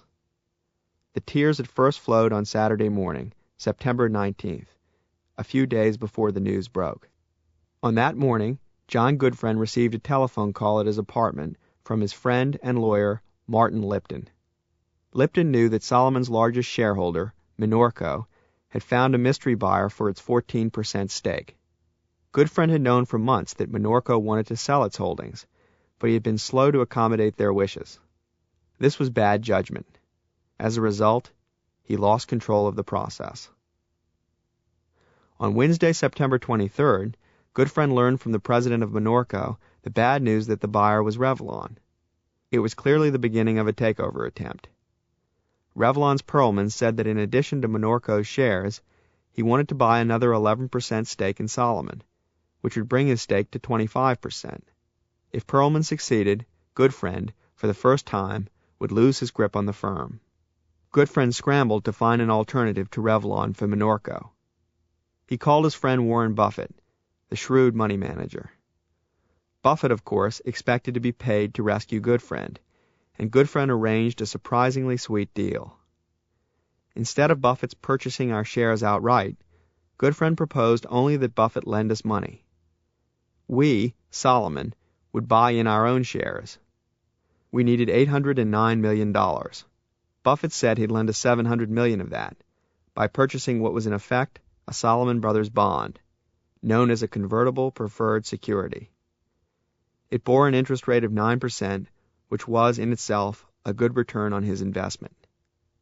The arrangement had two consequences. It preserved Goodfriend's job, and it cost us, or rather our shareholders, a great deal of money. Our shareholders, after all, would pay for Buffett's gift. After Buffett made his investment and Goodfriend kept his job, life in our firm almost returned to normal for a few weeks. But a fundamental question about Salomon Brothers had been raised. We all knew our firm was badly managed. But was it so badly managed that even a buccaneer like Perlman could hope to improve its condition? Actually, another question was more likely on the minds of the big swinging dicks of the 41st floor. People who for so long had viewed money as the measure of success were bound to envy not only Perlman, but Wasserstein, Perella, and Milken. Especially Michael Milken. The question of the day on 41 was, how come he makes $1 billion and I don't? This question drives us right to the center of what has happened in financial America over the past few years. For Milken, not Salomon Brothers, had made the biggest trade of the era. That trade was, of course, the buying and selling of corporate America. Salomon had missed the grand shift in its own business from trading bonds to trading entire industries. In the middle of October 1987, Salomon Brothers, still retching from its brief encounter with Perlman, underwent the most concentrated trauma in its history. Monday, October 12th. 1987, Day 1. An unnamed board member of Solomon Brothers, Deep Throat, sometime during the weekend, told a New York Times reporter that the firm was planning to fire 1,000 people. The news was completely unexpected. We all knew Solomon Brothers had been conducting a review of its business, but we had been assured that absolutely, under no circumstances, would the review put anyone's job at risk. This morning, the head of the London office called us together in our auditorium and said that no decisions had been made regarding personnel, implying that no one was to be fired. In that case, someone in New York made some pretty quick decisions, because later in the day, 2 entire departments on the 41st floor, municipal bonds and money markets, consisting of around 500 people, were summarily dismissed. Neither municipal bonds nor money markets were profitable. Does that mean we should have dropped them completely? The firm could, at little expense, have kept a small staff in both markets. That would have appeased the customers who had come to depend on us in these areas and were now furious with us. And it would have enabled us to profit in the event that either of the 2 markets recovered. What jarred the intellect even more than the treatment of fully formed businesses as trading fodder was the excuse Goodfriend gave for the bailout. He told the firm and the press that he had intended to prune intelligently, but had been forced by events outside his control to take quick action. Once the news hit the papers, he said, he had to get out immediately. The New York Times, in other words, affected policy at Solomon Brothers. Either that, or the chairman was using the New York Times as an excuse for what he had done. What was perhaps most disturbing of all, however, was that the only promise made to all new Solomon Brothers employees had been broken. Most people had been assigned to municipal bonds and money markets without having had much say in the matter. I'm glad I hadn't believed Jim Massey when he told us, as he told every training class, to relax and let the firm decide which department you joined. Performance will always be rewarded, he had said. Many had trusted him. If the firm broke the covenant when it fired Louis Ranieri, it scattered the shards with this decision.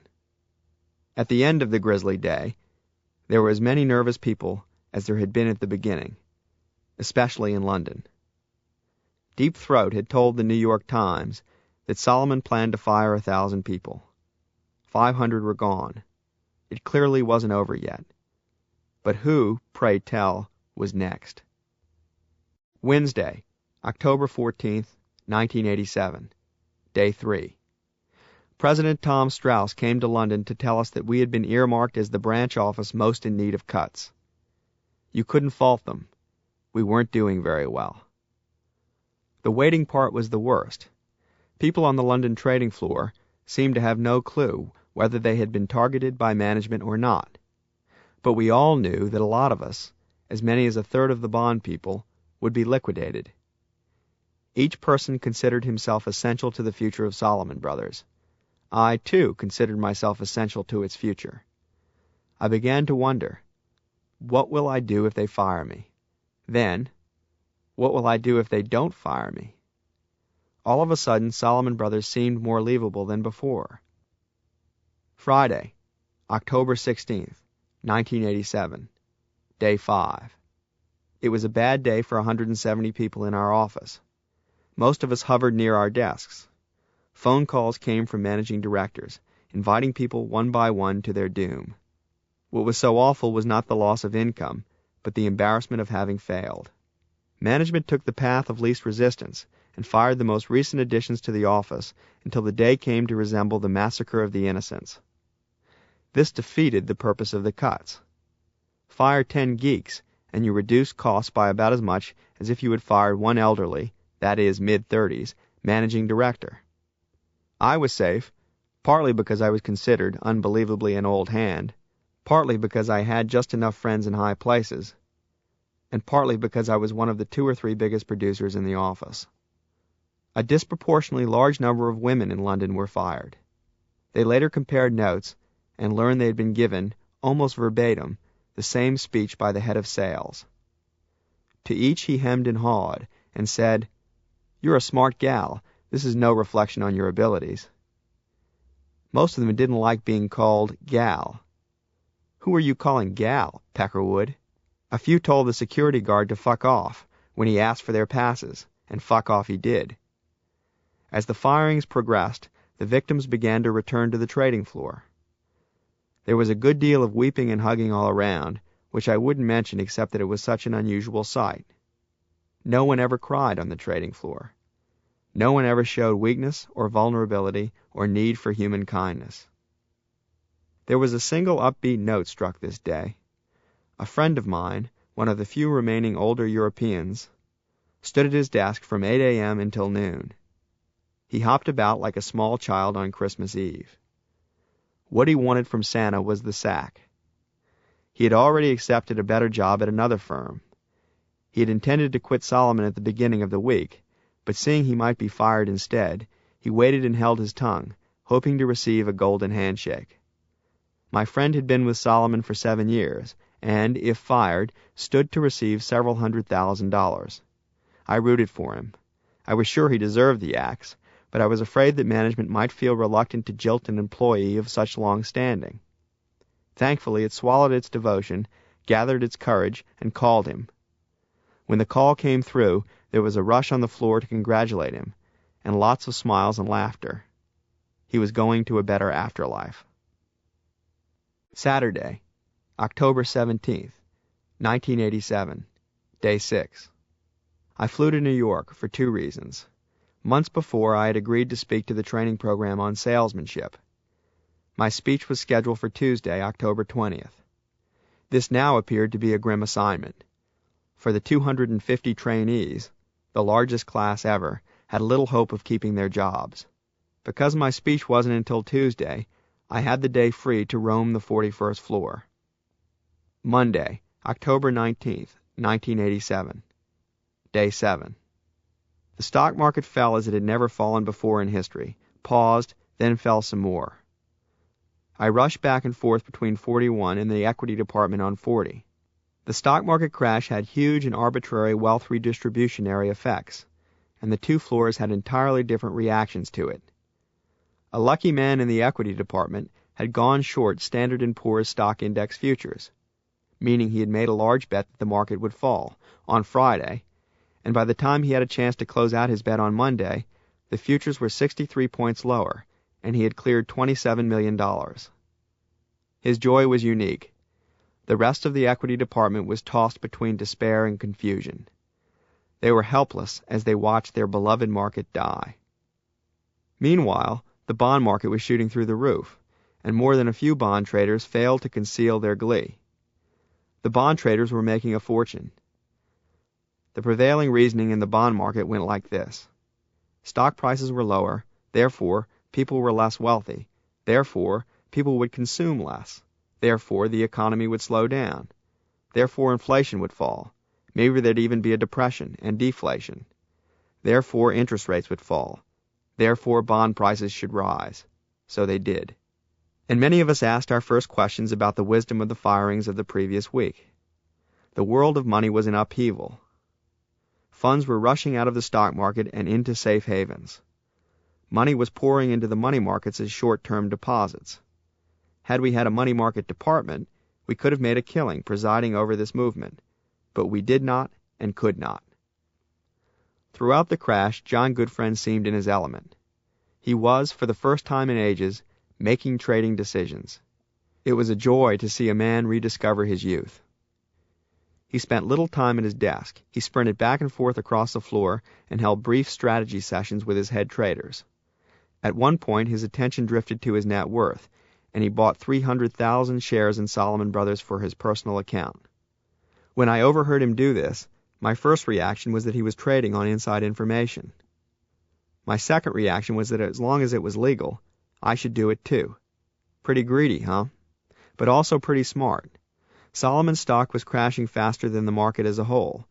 All brokerage stocks were getting hit because investors, who had no way to gauge the internal damage we had suffered, assumed the worst. Goodfriend knew, however, that our losses were not what they seemed. We had lucked into $27 million in the equity department, and the bond departments were rolling in dough. A quick calculation showed that Solomon's share price implied a value for the company less than its liquidation value.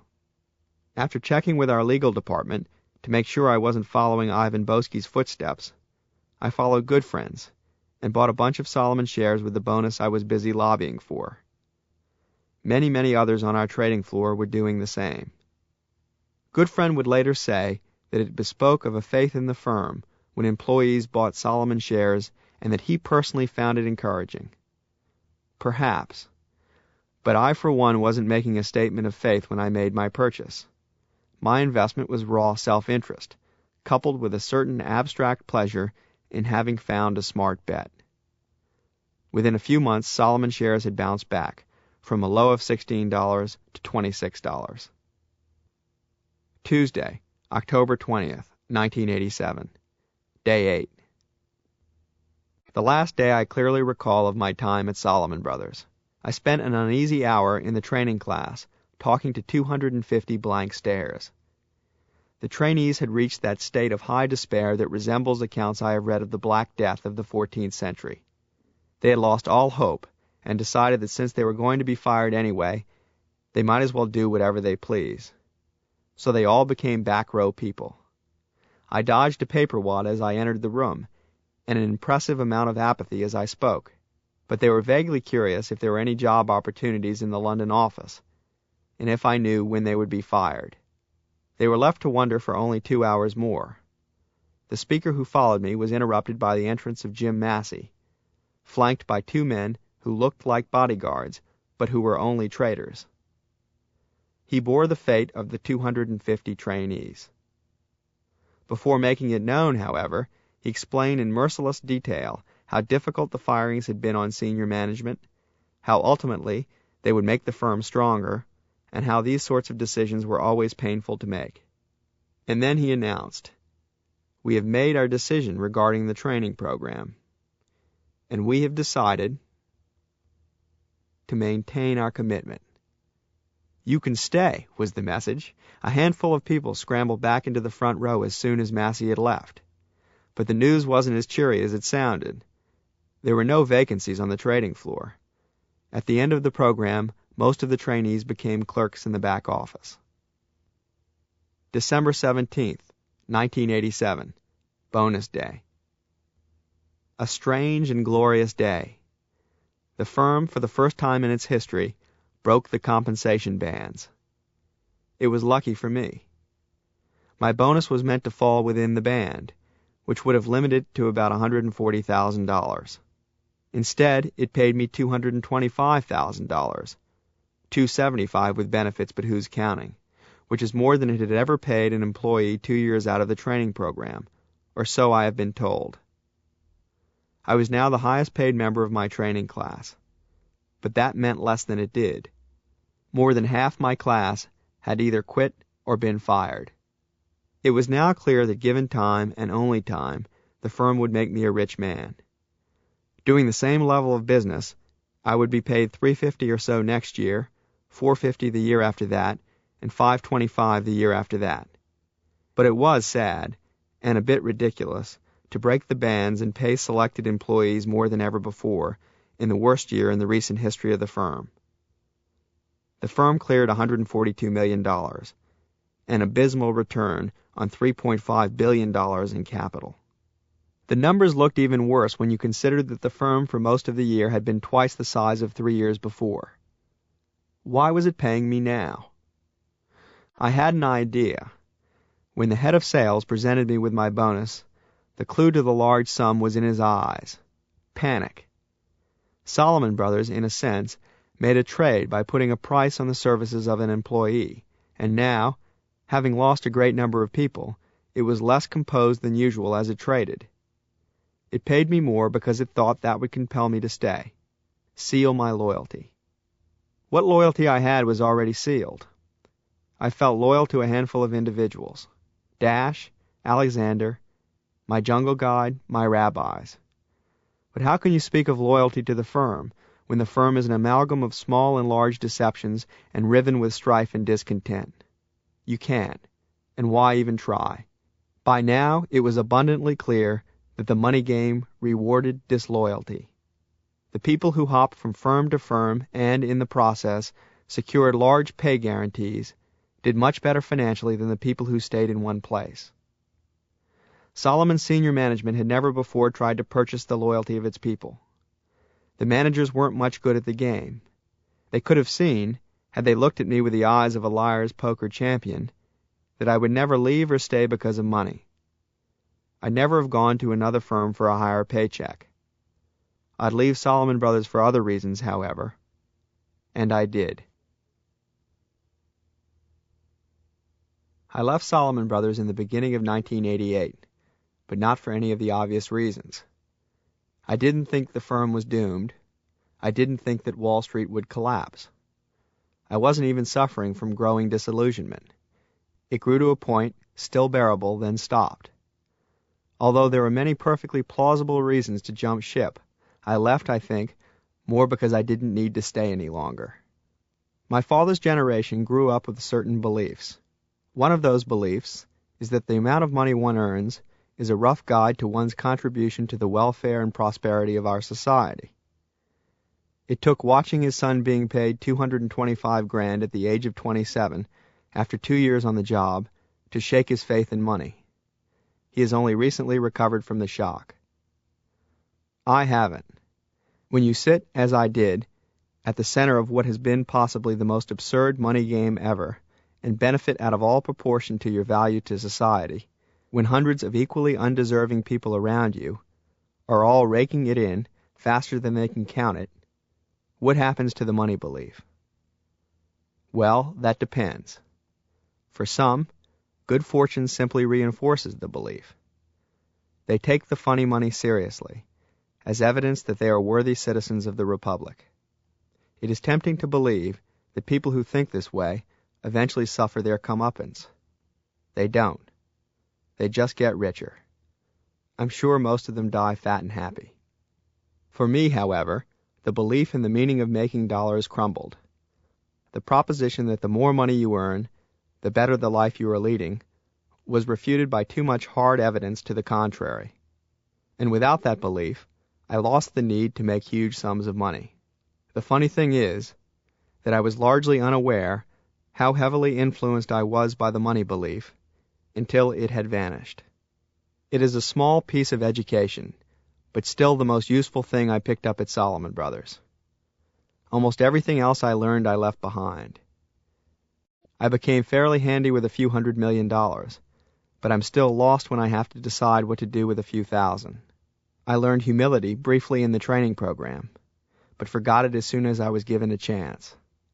And I learned that people can be corrupted by organizations, but since I remain willing to join organizations, and even to be corrupted by them, mildly, I'm not sure what practical benefit will come from this lesson. All in all, it seems, I didn't learn much of practical value. Perhaps the best was yet to come, and I left too soon. But having lost my need to stay at Salomon Brothers, I discovered a need to leave. My job became nothing more than showing up every morning to do what I had already done, the reward for which was simply more of the same. I disliked the lack of adventure. You might say that I left the trading floor of Salomon Brothers in search of risk, which was as stupid a financial decision as I hope I'll ever make. In the markets, you don't take risk without being paid hard cash at the same time. Even in the job market, it's a handy rule, and I have broken it. I am now both poorer and more exposed than I would have been had I remained on the trading floor. So, on the face of it, my decision to leave was an almost suicidal trade, the sort of thing a customer might do if he fell into the hands of a geek salesman at Salomon. I believe I walked away from the clearest shot I'll ever have at being a millionaire. Sure, Salomon Brothers had fallen on hard times, but there was still plenty of gravy on the tray for a good middleman. That is the nature of the game. And if Salomon turns itself around, the money will flow even more freely. As it happens, I still own shares in Salomon Brothers, because I believe it will eventually recover. The strength of the firm lies in the raw instincts of people like John Merriweather, the liar's poker champion of the world. People with those instincts, including Merriweather and his boys, are still trading bonds for Salomon. Anyway, business at Salomon simply couldn't get much worse. The captains have done their level best to sink the ship, and the ship insists on floating. If I made a bad trade, it's because I wasn't making a trade. I was given pause, however, after I had decided to vamoose, to think that maybe what I was doing wasn't so foolish after all. Alexander insisted at our farewell dinner that I was making a great move. The best decisions he had made in his life, he said, were completely unexpected, the ones that cut against convention. Then he went even further. He said that every decision he has forced himself to make because it was unexpected has been a good one. It was refreshing to hear a case for unpredictability in this age of careful career planning. It would be nice if it were true. We hope you have enjoyed this production of Liar's Poker, read by the author. This program was produced by Blaine and DeRosa Productions. Abridgment by Scott Matthews. Text copyright 1989 by Michael Lewis. Production copyright 1990 Random House, Inc. All rights reserved.